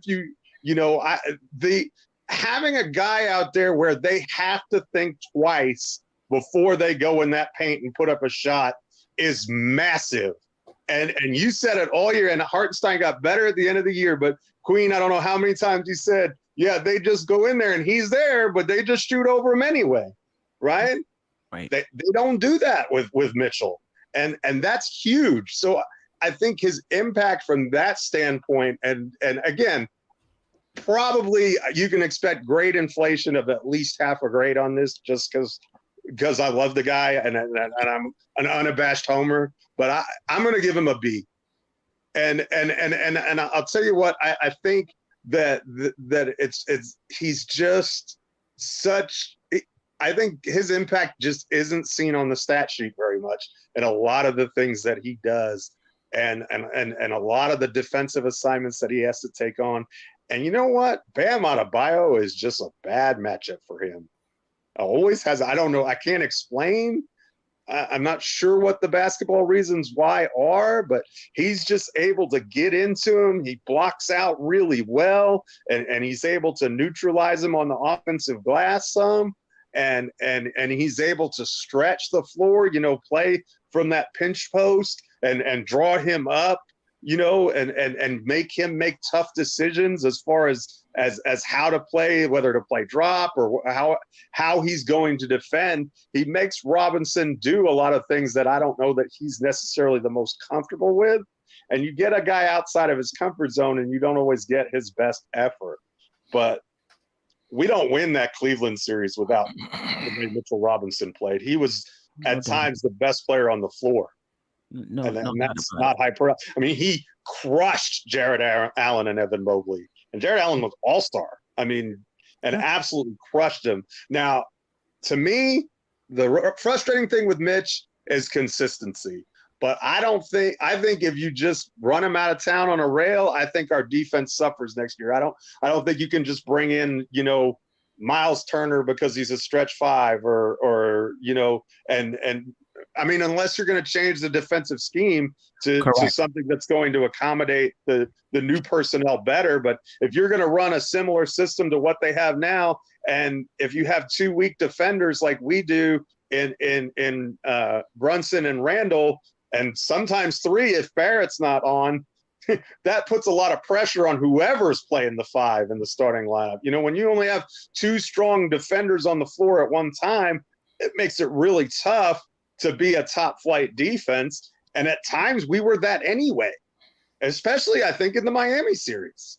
We didn't lose the Miami series for the most part, maybe game 1, I should argue, but we didn't lose the Miami series because our defense was awful. We lost the Miami series because we couldn't hit shots. We couldn't score points. And if you want to blame that on Robinson, I think that's fair. I think there's a lot to be said for a guy who, I mean, his only strength on offense is offensive rebounding, lobs and dunks, and we don't really have guards who like to throw lobs or who are proficient at it. That's, Brunson has a lot of good parts of his game, but I've never really seen the lob part of his game pop. Just personally, I don't know, maybe I missed it, but I've not seen that as really a strength of his for whatever reason. But so I would give him a B. Like I said, it's probably an inflated grade, but I think he's more vital to the success of this team and this team winning 47 games and winning a playoff series than he's a lot of times given credit for. Yeah, I would agree with that. But I also agree that the Knicks have to make some roster changes, and I think Mitch should be right at the forefront of it. And I agree with you, though, that they're going to have to, because if you have stronger perimeter defenders, maybe you don't need a strong rim protector as Mitch. Maybe we needed Mitch because we didn't have really good perimeter defenders. So I agree with you. I don't know if our scheme will need to change, but maybe if we get better perimeter defenders, that'll help. And I do agree with you that a lot of what Mitch does doesn't show up on the stat sheet, but sometimes I think is overblown in the sense that Mitch has bad games, even defensively. And I think people are like, but you can't see it. You can't see it. You can't see it. But they're not looking at every position. Like, even though it doesn't show up on the stat sheet, it doesn't mean that he's stellar every game defensively. Consistency is an issue with him. There's no doubt about it. I agree with that. But I think you have to also start thinking about net positive, net negative. So if you bring in if you make changes to the rest of your roster and you bring in somebody who maybe is not as strong a defender as Mitchell Robinson, but he's able to pull that center out, to the foul line. He's able to hit his free throws. Maybe when you put it all together, maybe we're a better team. I think it's just something for the Knicks to think about. I just don't think, for as inconsistent as he is, even on the defensive end, like if he played like he played in Cleveland every game, but that was his baseline. And obviously you're gonna have down games, but I'm talking about his energy and what, like every game that was Mitchell Robinson, then I'll take the hit offensively. But when you're not getting that and you got to take the hit offensively and he can't hit free throws, I just feel like the Knicks need, in my opinion, go in a different direction. But I agree with you, Jeff. That does mean they're gonna have to make changes to either their scheme or how they construct the rest of the roster. And for all that he does, we were still ranked 19th defensively. We were better in the playoffs, though. We were better in the playoffs. Much better. I just think that what he brings is important, is integral. But I think for some of us, it gets overblown when people feel like we can't move off of him. Like, oh my God, we can't. Oh, we can't get. I don't think it's like that. He is important. He's integral, whatever. But I don't think that he's immovable. Like, we just can't. There's only one immovable guy, and that's Brunson. Other than that, as far as I'm concerned, I know it's a different show, but other than Brunson, and look, it will hurt my heart if Mitch gets traded or whatever, but I just think, look, I only care what's on the front of the jersey. If it's going to help the Knicks win, bye, have fun. I'll root for you from afar. I'm not gonna worry about it. But I think, if the question is, can Mitch be a piece on a championship level defense, I think the answer is yes. Well, I'll just put it that way. Right. And Nick Yak, I understand the center position. I understand what Mitchell Robinson does. I just feel like we just overblow it when we feel like he can't be moved, and we just gotta deal with the lack of offense. We just gotta deal with the poor free throw shooting because he's just so all world on the defensive end. I just feel like the negatives at some point outweigh the positives. And maybe if you get somebody who maybe is not as good defensively, but they're hitting their free throw shots. They're also rebounding for you. They're also, pulling their defender out. Maybe it's a net positive. Maybe it's a net positive. But yeah, you're gonna have to tweak other parts of the rotation. Anybody? Did you go, Ajay? No, not yet. Okay. So based on what probably most of you guys already said, but a little bit with a little tweak. My grade for Mitchell Robinson is a B-, and here's why. All the stuff you talked about, Queen, is the stuff he doesn't do. Mm-hmm. We know when they signed Mitchell Robinson for the $60 million, they know exactly who he was. They knew exactly what they was going to get out of him, and they signed him exactly for that. Okay, he gets a B- because of the inconsistency on the defensive end. They know he's a poor free throw shooter. They know he takes games off. So he, in my opinion, he gave the Knicks exactly what he signed up for. It's just that he was inconsistent with it. So for the same reason why, going back to RJ Barrett, I give him a C, because he fell way off of what they expected from him. Mitchell Robinson didn't fall off too far. He didn't fall too far off of what we expected from him. We know who he is, because he's only played here, and he's been here for, I don't know, 5 years or whatever. So Right. They knew exactly what they was getting from him. They knew exactly what to expect, and he delivered for the most part on exactly that. Except for Miami. Except for a lot of games. There are games he take off. Like I said, he's inconsistent. Not for the most part, but there are games he takes too many games off, if you ask me. As a defensive anchor, I could understand a couple of games off, but but he gave us what we signed up. Listen, he's not Jokic, so you can't sign up Mitch and then expect to get Jokic numbers out of him. Okay, I'm just giving you an example. Yeah, no, Okay? you're right. You're right. So You're right. what he signed up for is what he gave. For that, he gets a B-, in my opinion.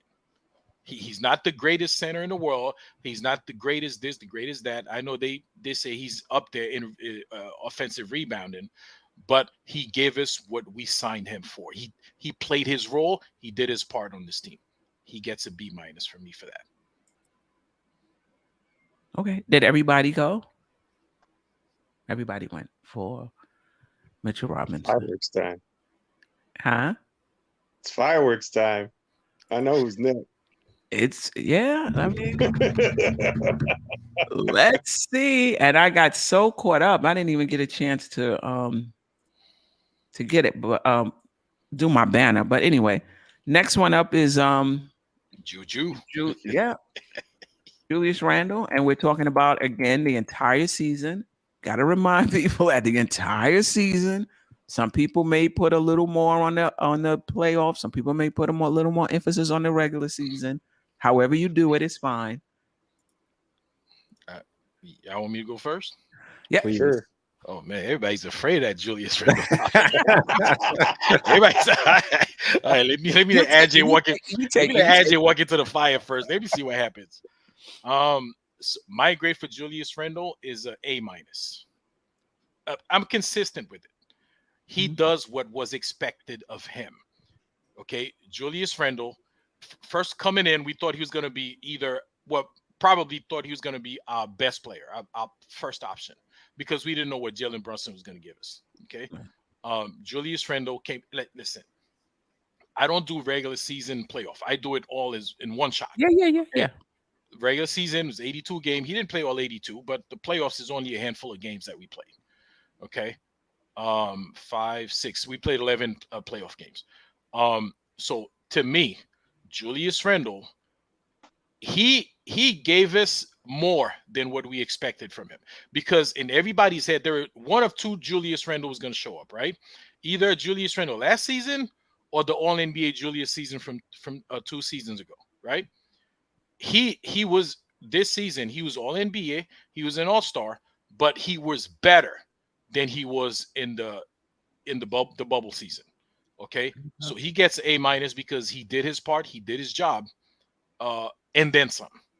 But you're not. But so the fact that the playoffs, he was not effective, to say the least, doesn't change anything for you.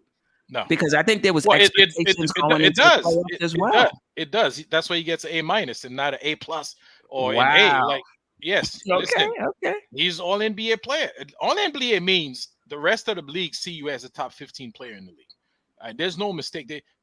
His numbers was good. His numbers were great. Listen, his attitude, body language, and all that stuff. Yeah, I understand all that. So overall, maybe he's not a good fit for the team, but we're not talking about fit right now. We're talking about his grade for the season. For this season, he did more than we expected from him. I totally disagree. That's fine. Yeah, That yeah, is fine. yeah. That's fine. Nothing but respect. But for me, the season includes the playoffs, and for me, I put a little more into the playoffs. The playoffs to me is the final exam. The regular season might be worth, 50 or 45% of the grade. The playoffs is worth the rest. 55%. I don't know. I just put a little more into the playoffs, and to be an all-star and an all-NBA player, and then in the playoffs to show up the way he showed up, to me it was a disappointing effort. And I don't care if it was 7 games, 8 games, 3 games, 4 games. This is where legacies are made. This is when you show who you really are. Now, did the ankle have something to do with it? Probably. Did Miami scheming have something to do with it? And then he's a power forward, so he's playing in, smaller space, not like Brunson, who has the entire court to operate, so to speak. I think that was a factor. But you can play well. Your floor game could be well, even if you're not shooting well. So to me, it's not even about the points. Just like RJ Barrett in the regular season, wasn't about the points. His floor game was awful. And it's the same thing for Julius Randle in the playoffs. It's not even about the scoring. I just felt like his floor game was off. I felt like there was other things he could have did to help us, and it just wasn't there. He just seemed to be blah, and I'm not. I hear what you're saying in terms of the body language police, but I just felt like he wasn't his usual self, in the playoffs. So I say in the regular season, he was an A+. I say in the playoffs, he was like a C. And so, altogether, I'll probably give him, I'll give him a B. I'll give him a B, but I'm not taking anything away from that regular season. All-star, all NBA player, the way he was able to bounce back from last season, and kind of get his emotions in check. I'm not taking anything, away from that. But in the playoffs, you can't show up like that. You can't. You just can't. Yeah. Like I said, and I base this on what you're brought in, what they bring you in to do, and how you perform and what was expected. But you don't think they expected him to perform in the playoffs, though? Yes. That's, like I said, that's why he doesn't get an A. He gets an A-, which is not too far from your B. But yeah. A B is an 80. A A- is an 88, isn't it? Pretty much. Or yeah. 92.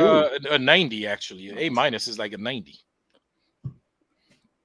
And a B is like 85, somewhere 85, 86, 87. So I feel he did what he was supposed to do. Not in the playoffs, but in the regular season.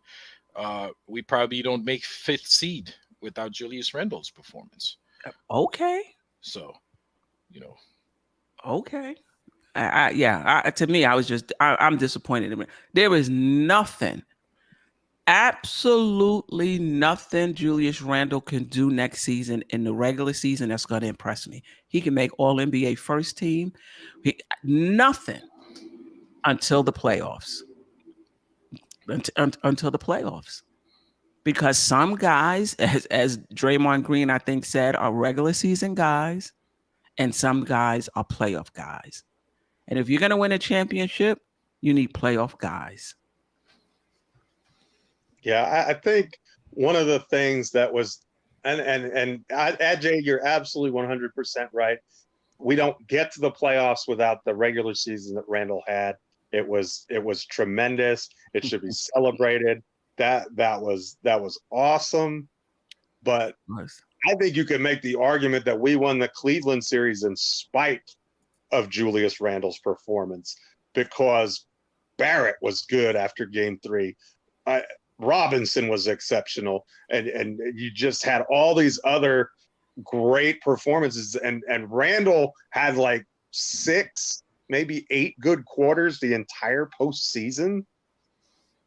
That's not good enough from all NBA. That's not good enough from all-star. You can't be a 25 point per game guy in the regular season and a 15 point per game guy in the postseason. Not only that, but with like this worst efficiency in the history of the sport in the postseason for a guy getting 15 shots up. I mean, you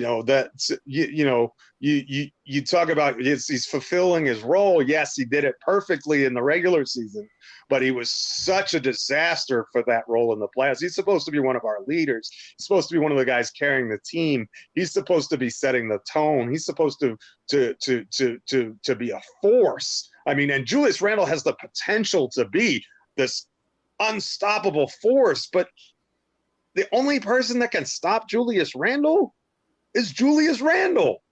And he lets himself get stopped in the biggest moments. I don't know if it's a mental thing. I know it's a mental thing, but I don't know if it's a focus issue. I'm not sure what it is, but I got to agree with Queen on this one, and I got to give him a B, and that's with an A+ for the regular season. I mean, he outlived my even wildest expectations for what he was. I was so concerned about his performance, I was practically willing to give him away before the season started. And then I was like, oh, goodness, you're an idiot. Why would you ever think about giving that? And oh, by the way, I don't want to get rid of him now unless it's for either a bigger star or a piece that, again, fits the balance of our team better. But he's still second team All-NBA. And you know what? Maybe he gets the benefit of the doubt that it was health. Maybe he couldn't push off on that ankle like he was supposed to and play the bully ball he wanted to. I don't know. Are we going to run it back and find out? I mean, we'll see. I personally think he's going to be here, so I think we're gonna find out. But I'm with Queen. He could shoot 40% from 3 on 10 attempts next year. And if he doesn't bring it to the playoffs, I don't really care. I mean, he's got to have the regular season, but he's got to supplement that with a big time playoff performance. Sherwin, I get it. I'm not just talking about on the offensive end.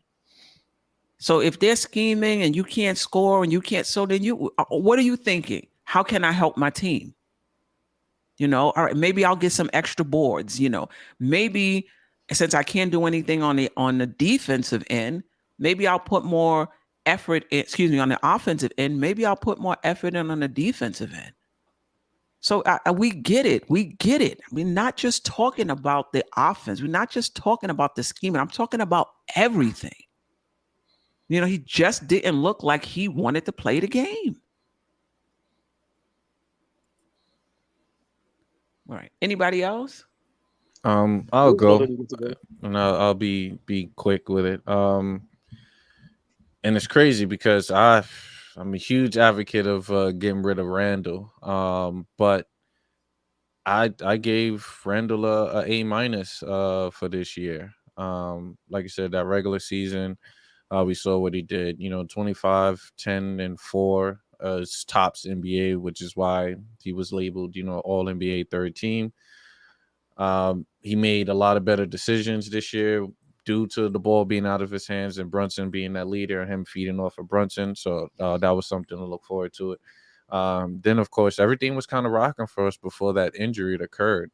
So I do think that ankle injury twice, he sprained that same ankle twice throughout the playoffs. So me of all who played basketball on sprained ankles, I know the feeling, I know the pain. That everybody needs to understand. A sprained ankle, it's either a stretch, a torn ligament in your ankle. And I tore an ACL and had ACL surgery. So I understand tearing a ligament or spraining a ligament. That does a lot. And Julius plays bully ball. That's his game. That's his style. Not to say that that's the reason why he played horrible in the playoffs. I was about to say because yeah. Randle no, and Brunson and Butler also sprained their ankle. Right. So I just think, maybe Julius got the phobia of the playoffs, but overall, I still can't put aside of what he did overall. And there were certain games of where he pulled in a solid double for us during the playoffs here and there, during the Cleveland series. It's not like he was non-existent during that time period, but he still showed up and did a little things that we thought was good. But overall, I'd give him an A-. Right. The A's come for those who put more emphasis on the regular season than the playoffs, and the B's come from those who put more emphasis on the playoffs than the regular. No, it's 100%. 100%. Which is fine. It's 10:55 now. I don't know. Should we? We could breeze through them. We could breeze through them. Yeah. Okay. All right. Let's breeze through them. Emmanuel, quickly. I could start with Quick. I give Quick an A. And for the most part, he carried, like you said, he was third best player for us all year. Just so happens that when it got to the playoff time period, it was obsolete. They pretty much took his game away in that Miami series, same that they tried to do to Jalen Brunson. They were just prepared and ready. We weren't. And then, of course, the injury took him out as well. So, but I give him an A for the regular season and the playoffs. Wow.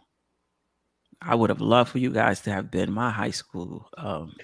Well, Queen, you got to understand. I know your emphasis is heavy on the end final results. The ACT is pretty much what you're making sure everything is looking good for. But if I'm an A student throughout the whole year and I kind of slack off during that finals test, yes, the final result plays a bigger role, a bigger thing in the pie. But hopefully those 100% throughout the year on me knocking out these quizzes and exams can withstand and hold some type of significance. I hear what you're saying, but in a class, but in a class, you're not trying to do anything bigger. That's what it is. For a player, you're trying to get to the championship. So you're looking for players. This is your ground to really evaluate who you're going to keep, who you think need a little more time, who do you think is just not ready. I think people are just glossing over the playoffs. He didn't get a lot of minutes during the playoffs either, and I get it. Certain for a reason. Tibbs quickly okay, we're gonna move him quick, for a reason. Yeah.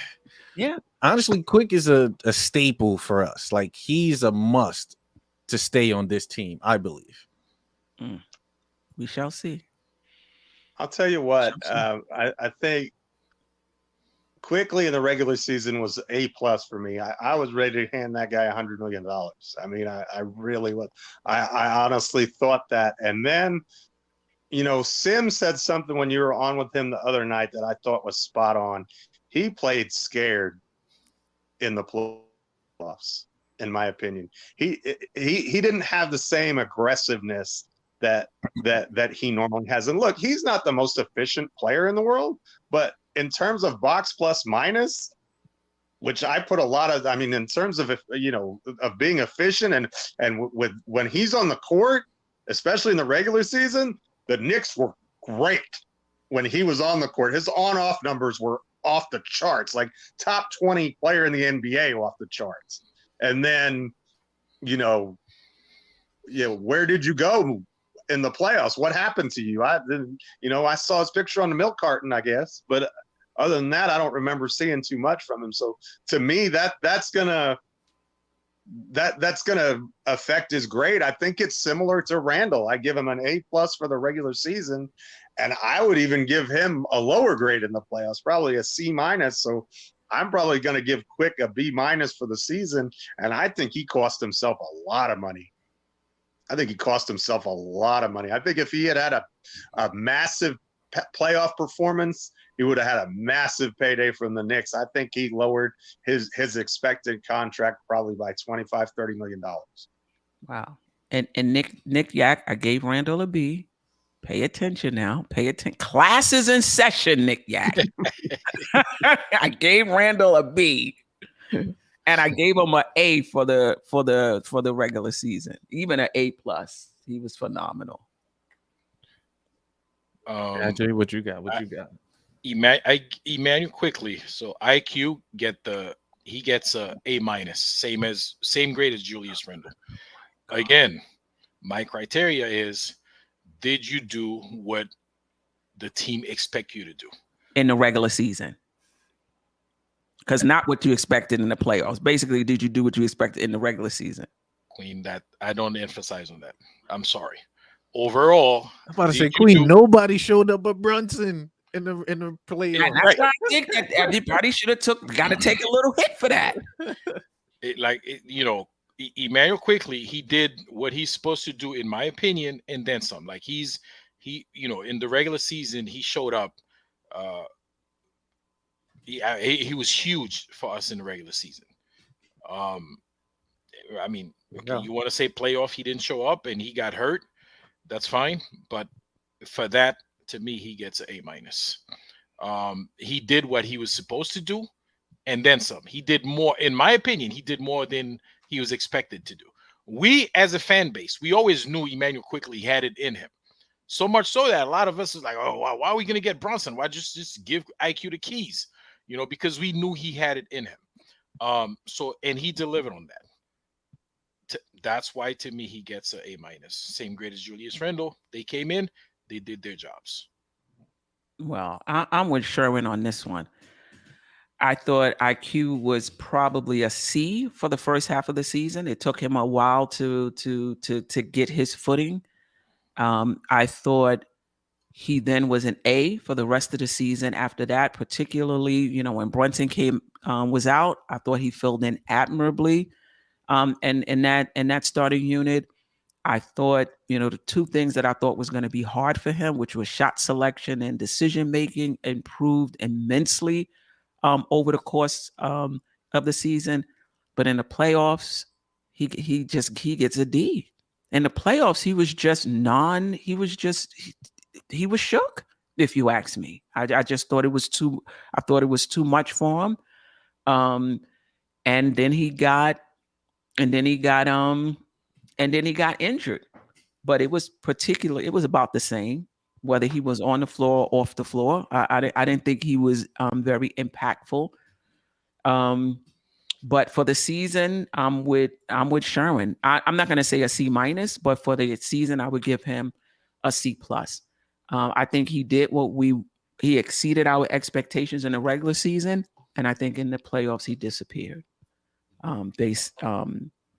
Basically, and I get it. I understand it. This is his second, his first year in this role for us as a Knick. But for the complete season, quickly is a C+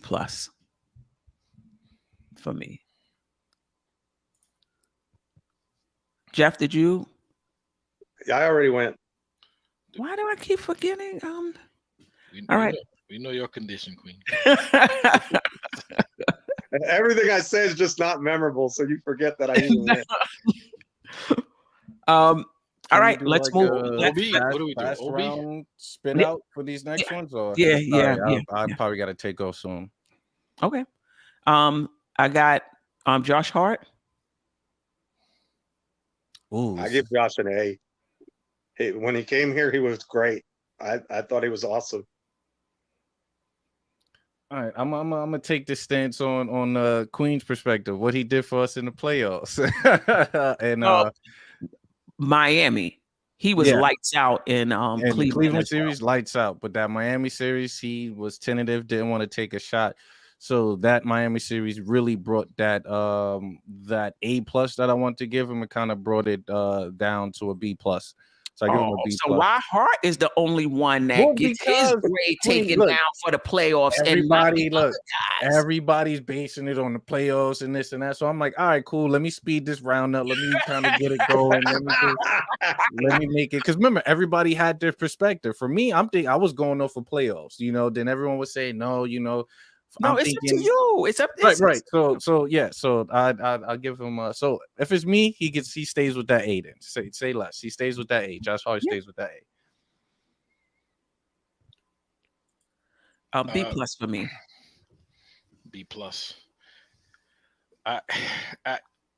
Because I don't make the, I don't separate regular season playoff, which maybe I should. I just don't. No, we talking about the whole season. Like when I give my grade, it's for the entire.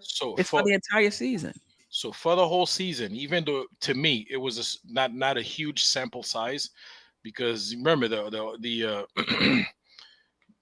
trading deadline was late this year, so we didn't have him early. We got him like a little bit. I think it's like a little bit before the All-Star game. I would probably give him a B, based on what he's done, in the regular season. Yeah, so Josh Hart gets a B. The regular season, he was lights. I mean, everything, not just regular season, everything. Because in the playoffs, like you said, he played well in the Cleveland series. The Miami series, not so great. But overall, I mean, if I was separating them, he probably wouldn't get a B for the playoffs. But overall, he gets a B.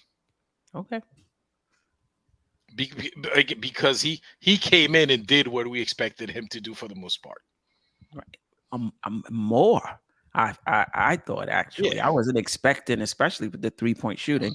Jeff, you gave your grade already? Yes, ma'am. Oh my I gave him God. an A. You gave him an A. All right. Obi Toppin.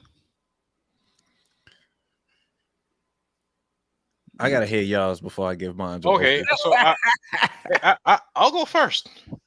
I don't have a grade for Obi Toppin because wait, you know what my criteria? Played, though. No. He played, right? Like I said, I give a grade mostly based on the guy comes in, he does what he's expected to do. I don't know what we expect Obi Toppin to do, so I don't know what to grade him on. He comes in. Listen, we know he's talented. We know he could dunk. We know he could run. We know he could do all that. But I don't know what they're expecting from him. Because some nights he comes in, he gives you 15 minutes. Sometimes he gives you 8 minutes. I don't know what the expectation is. So I can't grade him because I don't know what they expect from him. I can grade him. I think that's a cop out, but we will allow No, that. it's not a cop out. It's Queen. It's consistent. Okay. If we want to base on talent or on what I see him capable of But we doing, don't know what the expectations of any of those players are. We're just guessing. We don't know what the coaching staff was expecting of them. We're just guessing. Well, I would think they expected Obi Toppin to hit some 3-pointers when he when he gets in the game. Right. I can't guess I'm unable to guess what they want Obi Toppin to do. I know what I can guess what they want IQ or Okay. Randle. I'm unable to get. But if you want to base on No, talent, no. It's fine. It's cool. It's cool. on talent and what I see him do, the little minutes that he get, I'll give him a B. Okay, but I can't really give a firm grade because I don't know. I can't even guess what's expected of him. Okay. All right. I'm not trying to give you a hard time. I'm just giving you a hard time.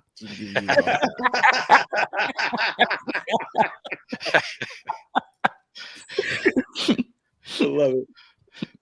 I would give him a C for confidence because I think the biggest problem with Obi is his confidence fluctuates. And when he plays with that confidence, like when he was starting, when Randle was out, he had that confidence because he knew he was going to start. He knew he was going to get minutes, and he put up 18 and 8, And so you look at that and you're like, wow. And then the next game, maybe because he didn't get in down the stretch or whatever, but I think that's more because he's not reliable defensively. I think he improved on that end of the floor, but I don't think he's reliable on that end of the floor. Then he put up 2 UFOs the next game. I'm like, and he's a 34% three-point shooter, which isn't terrible, but it's not great either. If if you know that you're only going to get 12 minutes to 15 minutes a game, and he knows that. Like that's not a secret. Just shine in your role, man. Know what you're going to do. Go out there, play great defense, make a couple shots, and change the tempo of the game. Do the things that you do well. I think there are things that he does well, but I just don't think that he did them to the level where it's like, oh wow, and this is a player that I want to see succeed. I just don't think it's going to be here. I think I give Obi a C, and it may be see you later. I don't know. You might be right. Yeah, and I'm gonna be quick with mine. I give Obi a C plus. For the most part, we know what Obi can do when he has the numbers. If you give him 30 minutes a game, he'll give you numbers. What can you do honestly in 15 minutes per game when you're just a spot up shooter? So I'll give Obi a C plus. I'm gonna give Obi a B. I think, in the regular season, he played for the most part with confidence. I thought we know he's not a good rebounder. I thought defensively, at least he wasn't in space. He knew where he was, supposed to be. I thought his defensive awareness was better. And he took his threes within the flow of the offense. I didn't think he was forcing it. We saw him put the ball on the floor a few times, dribble the ball. He seems to be more comfortable handling the ball. And in the playoffs, other than the last few games against Miami, particularly in that Cleveland series, he looked extremely confident.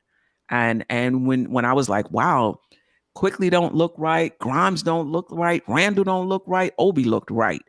I thought he played well. So I'm giving Obi Toppen a B for the season. But I agree. I don't see a path forward, for him in terms of getting more minutes. All right, Hartenstein with the last one, and then we'll do a whole. We'll do Leon, Rose, and Tibbs at the beginning of the next show, because I think we need to get into that a little. Yeah, we do. I liked what Hartenstein brought. My favorite stat about Hartenstein is he played all 82 games. But let me just ask, Delusional, do you want to go first? Because I know you gotta. Well, it looks like I got the pass because the wife says she's knocking out anyway, so we definitely ain't gonna have no movie time. So I'm Gucci. Okay, all right. Jeff, sorry. No, you're good. You're good. It's your show. But I love the Hartenstein's toughness. He played 82 games. I think he was playing hurt the first part of the year. We saw a definite uptick in his play in the second half of the season. First half of the season, I'd say it was a C at best, but once he kind of got going and was able to show some of the things that he was able to do, and in the second unit, I really liked the way that he looked with that group. He made some outstanding passes, especially going long. I think iHeart's a solid B, even in the playoffs. I guess I'll go. I'll give Hartenstein a B plus. He's pretty much exactly what I expected him to be. Even though I wanted him to take more 3-pointers, but once that wasn't dropping in the early of the year, Tibbs kind of scratched that up and said nope. Worked that mid range, and then of course we saw his floater come to life. And then it's crazy. We started to utilize him more in the passing game later on in the season rather than more in the season. And then we really saw what we got with Hartenstein. So I figured if Tibbs would have utilized that from kind of jump, Hartenstein numbers would have been a lot better. But I stick with the B plus. I give iHeart a B. He came through. He's one of the concerns when he was coming here is like, was he going to be able to hold it down defensively, right? I mean, he's not Mitch in terms of intimidating people, but the effort is there, the fight is there. He gave you rebounds, and in terms of net positive, he's probably right up there with Mitch, because Mitch doesn't score as much as he does, or even he doesn't go to the free throw line a lot, but he's a more reliable free throw shooter. The only thing I mean, I didn't expect them to shoot a lot of threes under Tibbs, because I know who Tom Thibodeau is, but I did expect him to shoot a few more than he did in the end. But that doesn't deter much, because they don't run the offense around him shooting three, or they don't do pick and roll, dump it to him, and have him shoot a long mid range, if that makes sense, like a mid range, but closer to the, like, right inside the arc. His floater game, that little floater he's got, I didn't know he had that. So that was a nice surprise. Overall, I think he gets a B, because I feel like he did what at least what I expect him to do. Queen, you want me to say not the front office, the front office, but what we expected him to do when he was coming here. I think he delivered on that, so he gets a B for that.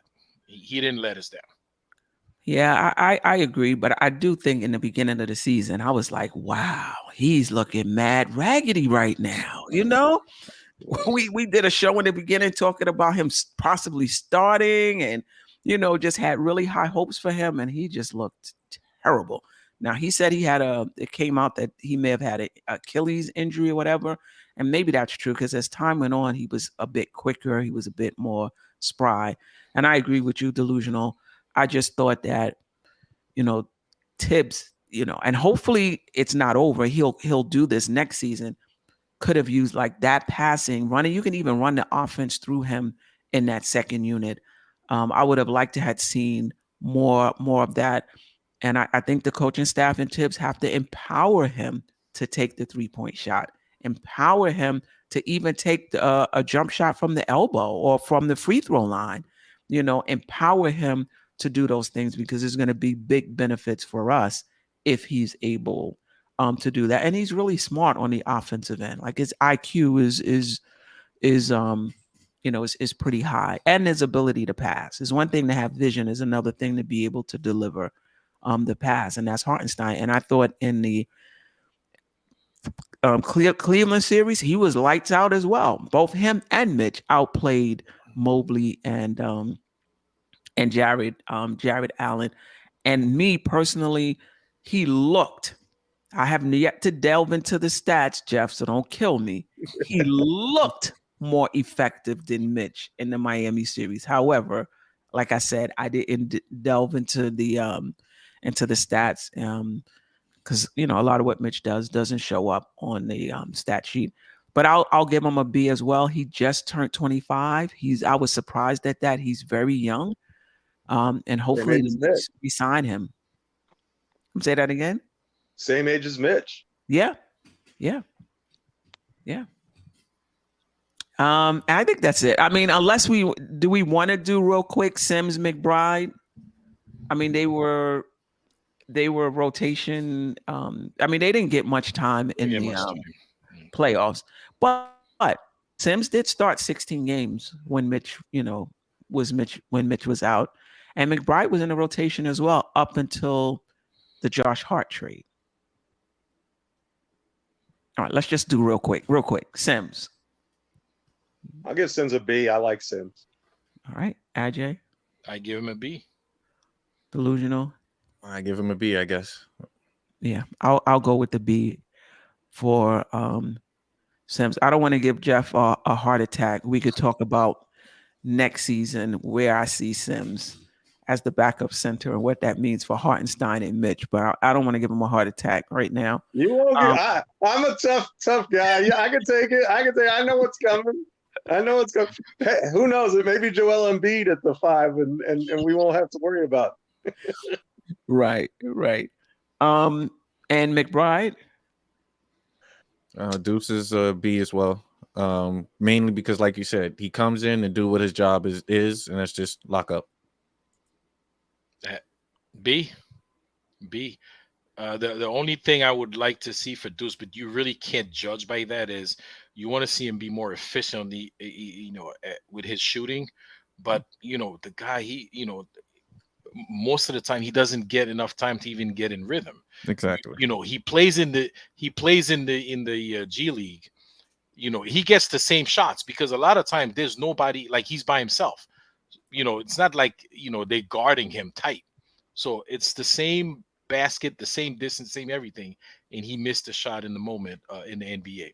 Otherwise, like Delusional said, he does what he's supposed to do. He comes in, try to lock somebody down, and he does that for the most part. So yeah, he gets a B. Or B plus. I'm going to give him a B also, just because what I love about McBride, he stays ready. And that's not easy. When you're a bench guy and you don't know if you're getting 2 minutes, 30 seconds, not at all, 11 minutes, you don't know what you're getting. He was always ready. He's going to come in and you know what you're getting from him. You're getting that pressure. And I love ball pressure defense. I just love when you get in that guard and you know what flavor chewing gum he is, and you're harassing him 94 feet. I love that. So McBride has a place in my heart for that. He does shoot like a stormtrooper most of the time, though. Yeah, I'll give him a B as well, just based on what he's expected to do. But I would really like to see his shot come along, and I really would like to see him run the team. I really would like to be able to put the ball in his hand and back up run. Like, we had nobody. I wasn't confident putting Brunson in it. McBride in against Miami as the primary ball handler without Quickly. So I just think that, maybe he'll get better next season. Maybe the Knicks will bring in a third point guard just in case. We need a veteran. Point guard. Because if either Brunson or Quickly gets hurt, McBride is number 2. He moves up. And I didn't think he was ready, particularly in the playoffs. But we shall see. All right. Anything else? What about Trevor Mills? We go get Trevor Mills. Trevor Kills. I'm messing around. And Rose and Fournier were out of the rotation, so we could just, chop that up to that. Yeah. Wow, Nick Yak believes McBride jumps quickly. Wow, that's a big jump. I mean, Deuce has been infamous of going to the G League and averaging 35 and 5. So not to say he would jump quickly, but he can be a better player, definitely. Right. Anybody who, after watching him for the season and the playoffs, that you feel more encouraged about, and anybody after watching him for the regular season and the playoffs that you feel a bit more discouraged? But Queen, before we jump into that, I want to say real quick, you guys mentioned the guys that were out of the rotation. I want to give them a grade. Okay. Rose and Fournier. Okay. I give both of them B for not stirring up the pot, not complaining, and being great teammates. Okay, being great teammates. They always get up, be part of the huddle, and they do what they're supposed to do. As part of the team, they encourage the young guys. They practice. They stay ready. They never got the call, but they did their part. Yeah, that's a good point. That's a good point. So, yeah. All right. Now, anybody that you're, after watching the entire season, that you're higher on than you were coming into the season, or maybe a bit lower on than you were coming into the season? Higher on this Knicks team, right? On a player on the Knicks, yeah, or coach on the Knicks. Though we're gonna get into that. Higher on, I could start. I would say Jalen Brunson. When they got Brunson, I listen. We didn't know he was gonna be that good. At least I didn't. I saw him in Dallas. I'm like, oh, this guy, yeah, he could play. I even thought, and I've said this many times on this show, I was like, damn, why they give him all this money, man? He was a backup guy. Like, how do we know he's gonna perform? Man, listen, he output. the Knicks got a steal with this guy at the $110 million, whatever they gave him. And you know what? They better do what they can over the next 2 years because they're gonna have to max him. Yeah, they're gonna exactly. They're gonna have to max him. Yep. And they're gonna go over that second apron. And once you go over that second apron, there's a lot of things you can no longer do with the new collective bargaining agreement. So they got 2 years to kind of get their team together and make the necessary changes they need to make. Because when Brunson gets his max, and it could be a super max. No, I think super max are only for rookie. You got to make all NBA. And you got to be on your rookie, right? Your rookie contract. Right. I don't think you could be traded to a team and make all NBA and get a super max. And Delusional, you mentioned he's got to be all NBA. Listen, if the NBA, if it was a fair assessment of these guys, Jalen Brunson really should be all NBA. Oh, he's gonna be all NBA next year. I guarantee you that. Yeah. So I think they messed up that one this year. That they're going to be backing up the Brinks truck for him when he opts out in 2 years. Yeah, I know that. Well, the Knicks, don't even allow it to get to that point. As soon as they're able to sign him to an extension, they should. Anybody else that you feel that surprised you or disappointed you? It got to be Jules as far as just the disappointment with the playoff aspect. Like, yes, we understand you got the sprained ankle, you came off with the injury, but Jules, you was 24, 10, and 5, man. You were a shell of that during the playoffs. Like you wasn't even hitting 19. You wasn't even hitting 10 boards. You wasn't even getting 4 or 5 assists. So it's just that, just overall, hopefully he just, got to get his mental right. Need to meditate more, I guess.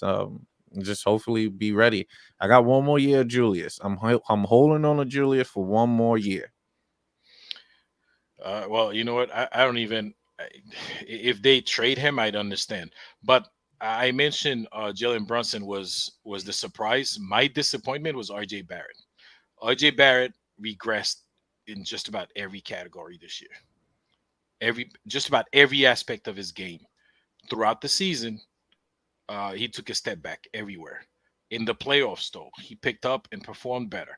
But overall, throughout the season, his defense was horrible. The tunnel vision was a problem throughout the season. The shot wasn't falling. He did show promise at the end. Okay, hopefully that carries into next year. But the most of the season, he regressed in just about every category. Having said that,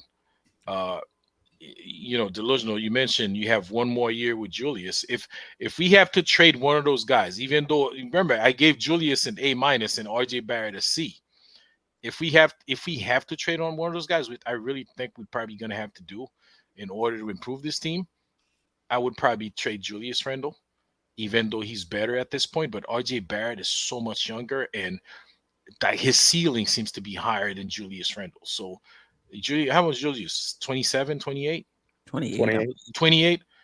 Imagine RJ Barrett in another 6 years, man, of getting basketball IQ, refining his skills. He's going to be probably much better than Julius Randle is. In 6 more years, he could also look the same.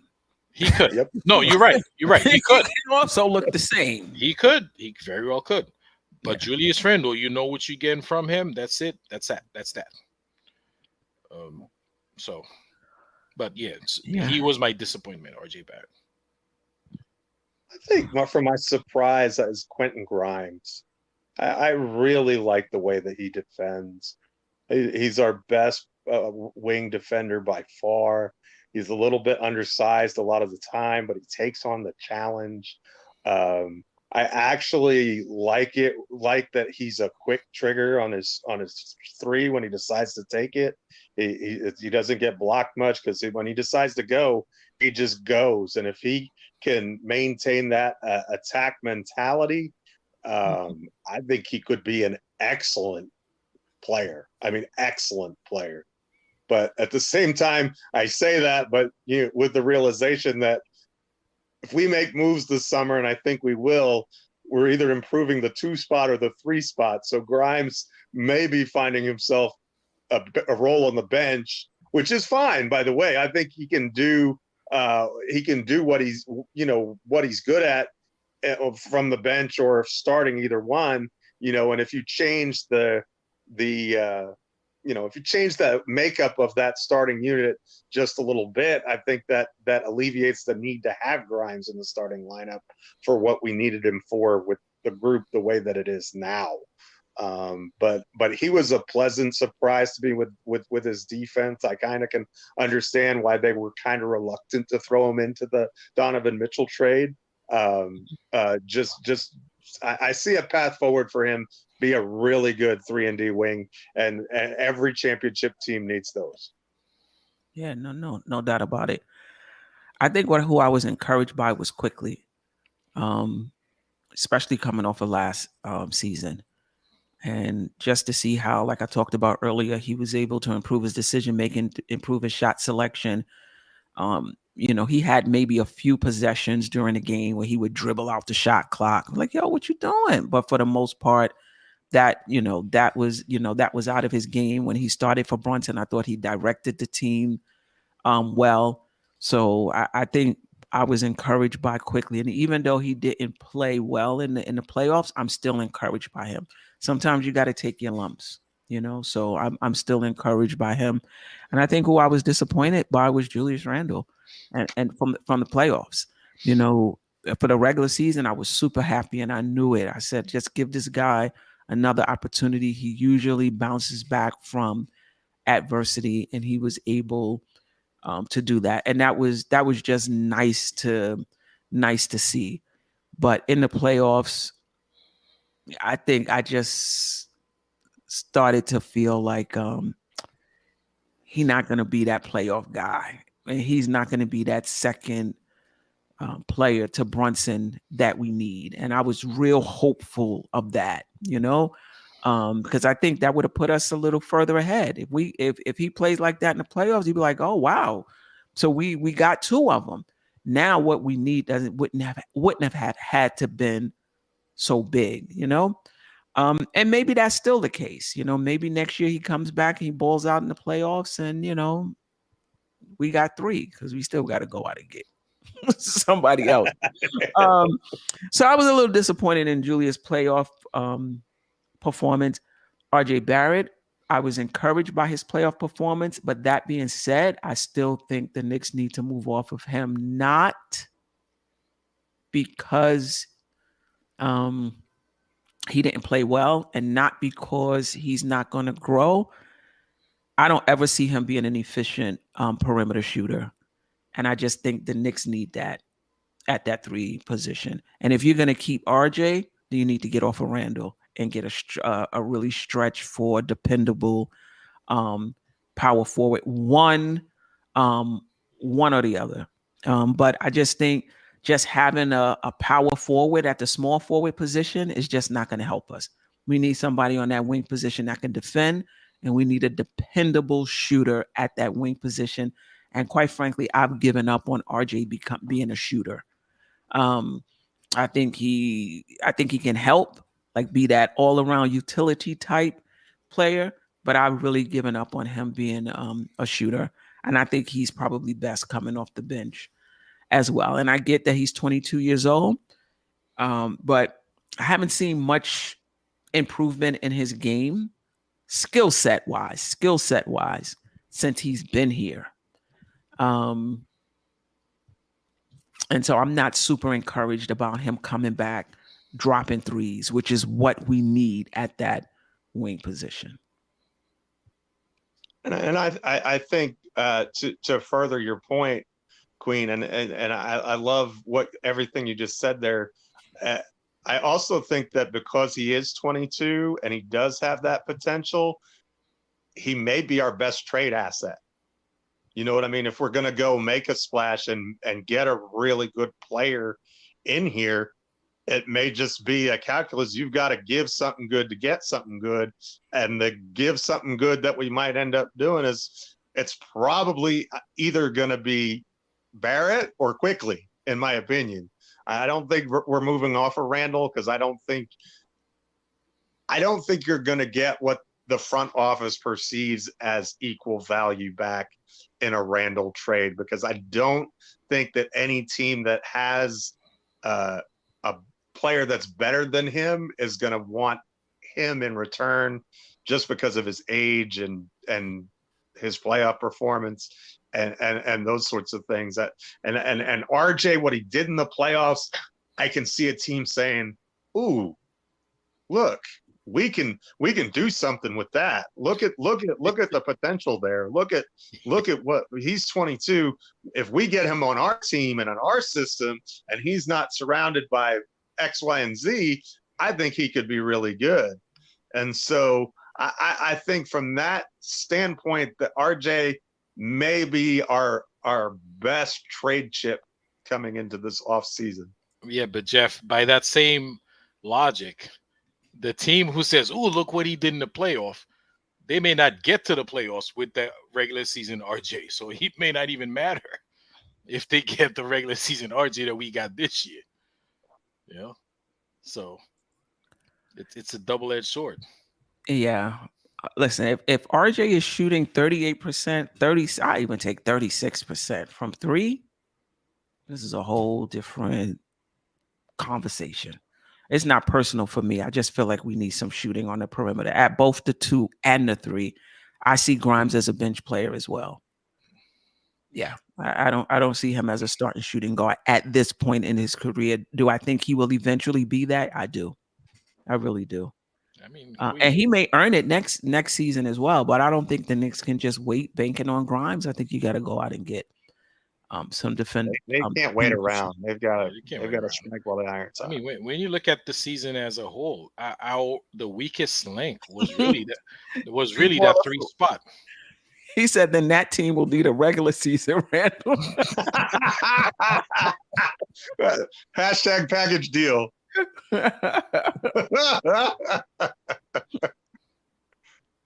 Oh boy.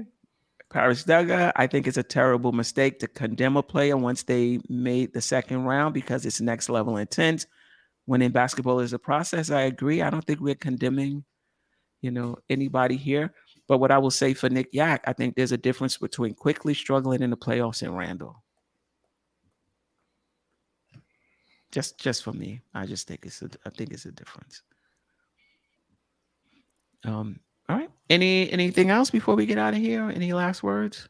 Everyone definitely go check out Just Nicking It podcast with Queen and Uncle Freezy. She definitely dropped an episode, so definitely plug that in. I was listening to it earlier while I was doing the dishes, so definitely please tune in and watch that. Listen to that. Drop it in the chat too. Thank you. I appreciate it. That's what I meant to do.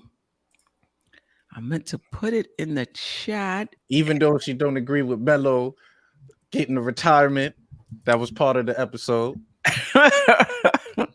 Yeah, it was. But I think I was a bit more thoughtful here than I was on the podcast when I said, what are we doing? Giving out participation awards. So yeah, I think I was a bit I dropped like 2 dishes when I heard that. I was like, oh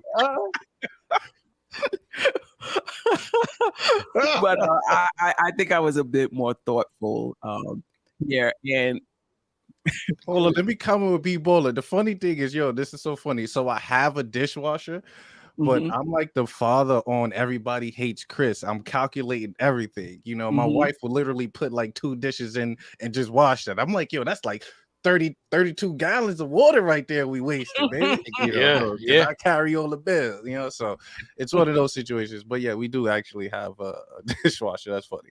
But I'm clocking her. Now I don't use it yet. We got to fill it up.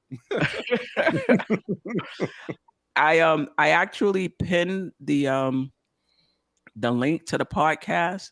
So you guys, please, if you get an opportunity, this is the weekly show I do with Freezy in the neighborhood, but I'm putting mine on audio podcast. I'm trying to get to 1,000 downloads. God, you guys got to check those things out, man. Those shows are fire, man. And podcast, those are really good.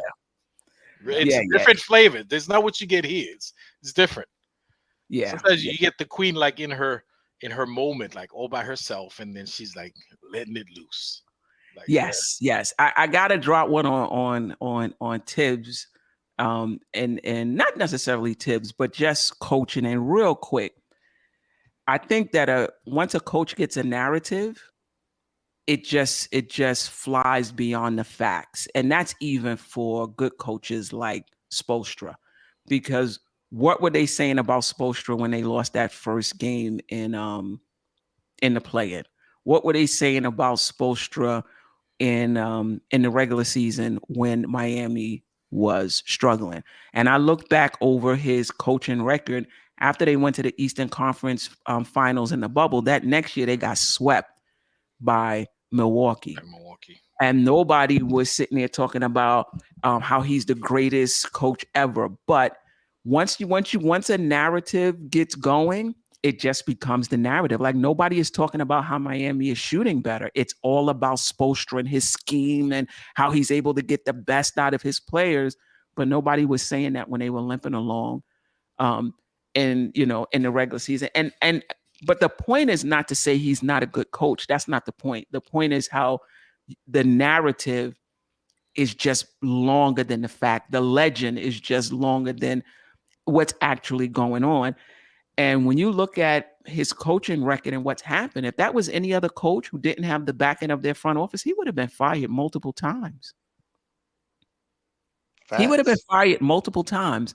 And so would Pop. If you're just going by how the team performed, would have been fired multiple times. But those guys, they operate under different standards. And so they get an opportunity to grow with the team and grow through their mistakes as well. And other coaches don't get that opportunity. All that being said, Spo's a better coach than Tibbs. That's not the point I'm making. I'm just saying it just becomes bigger than, oh my God, look what he's they got swept, by Milwaukee. Listen, and they were the 6th seed, so but you couldn't get one game, Anyway, at some point I'll drop that audio. Other than that, any last words before we get out of here? Much respect to the panel. Thank you so much. It's always such a pleasure to be here. I learn so much every time I'm here, and the chat is amazing, and I love to get all your opinions, and thank you for making me smarter about the Knicks. The chat is amazing, but they don't want to hit the like button, man. Hit the like button on the way out. You'll be even more amazing if you do that. Go get him, AJ. I mean, we putting all this good stuff out there, man. I mean, they all participating, they on fire, but they not hitting the like button. Come on, man. Right. Yeah, no doubt about it. Delusional, I appreciate you. AJ, I appreciate you allowing me to have some fun with you and give you the business a little bit. I appreciate that. Love it.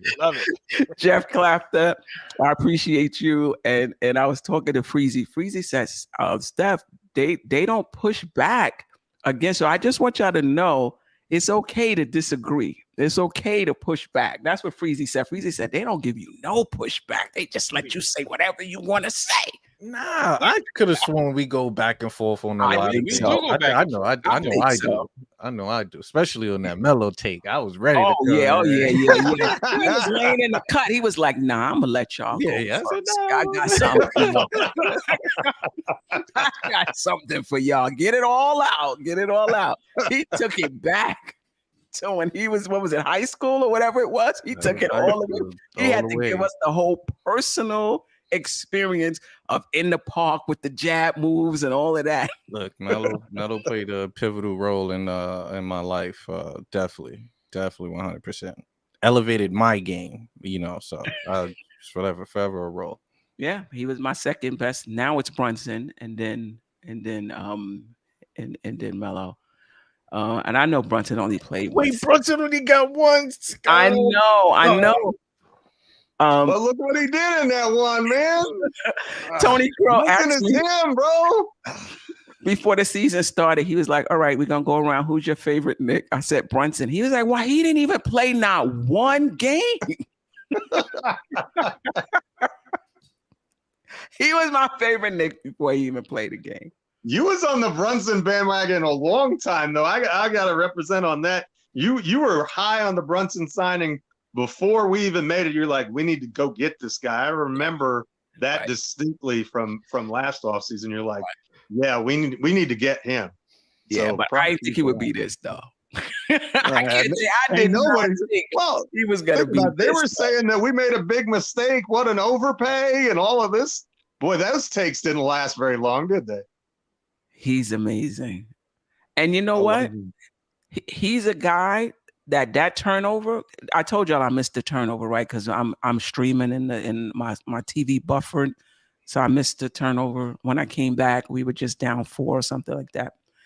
So I didn't even know we had an opportunity to tie the game.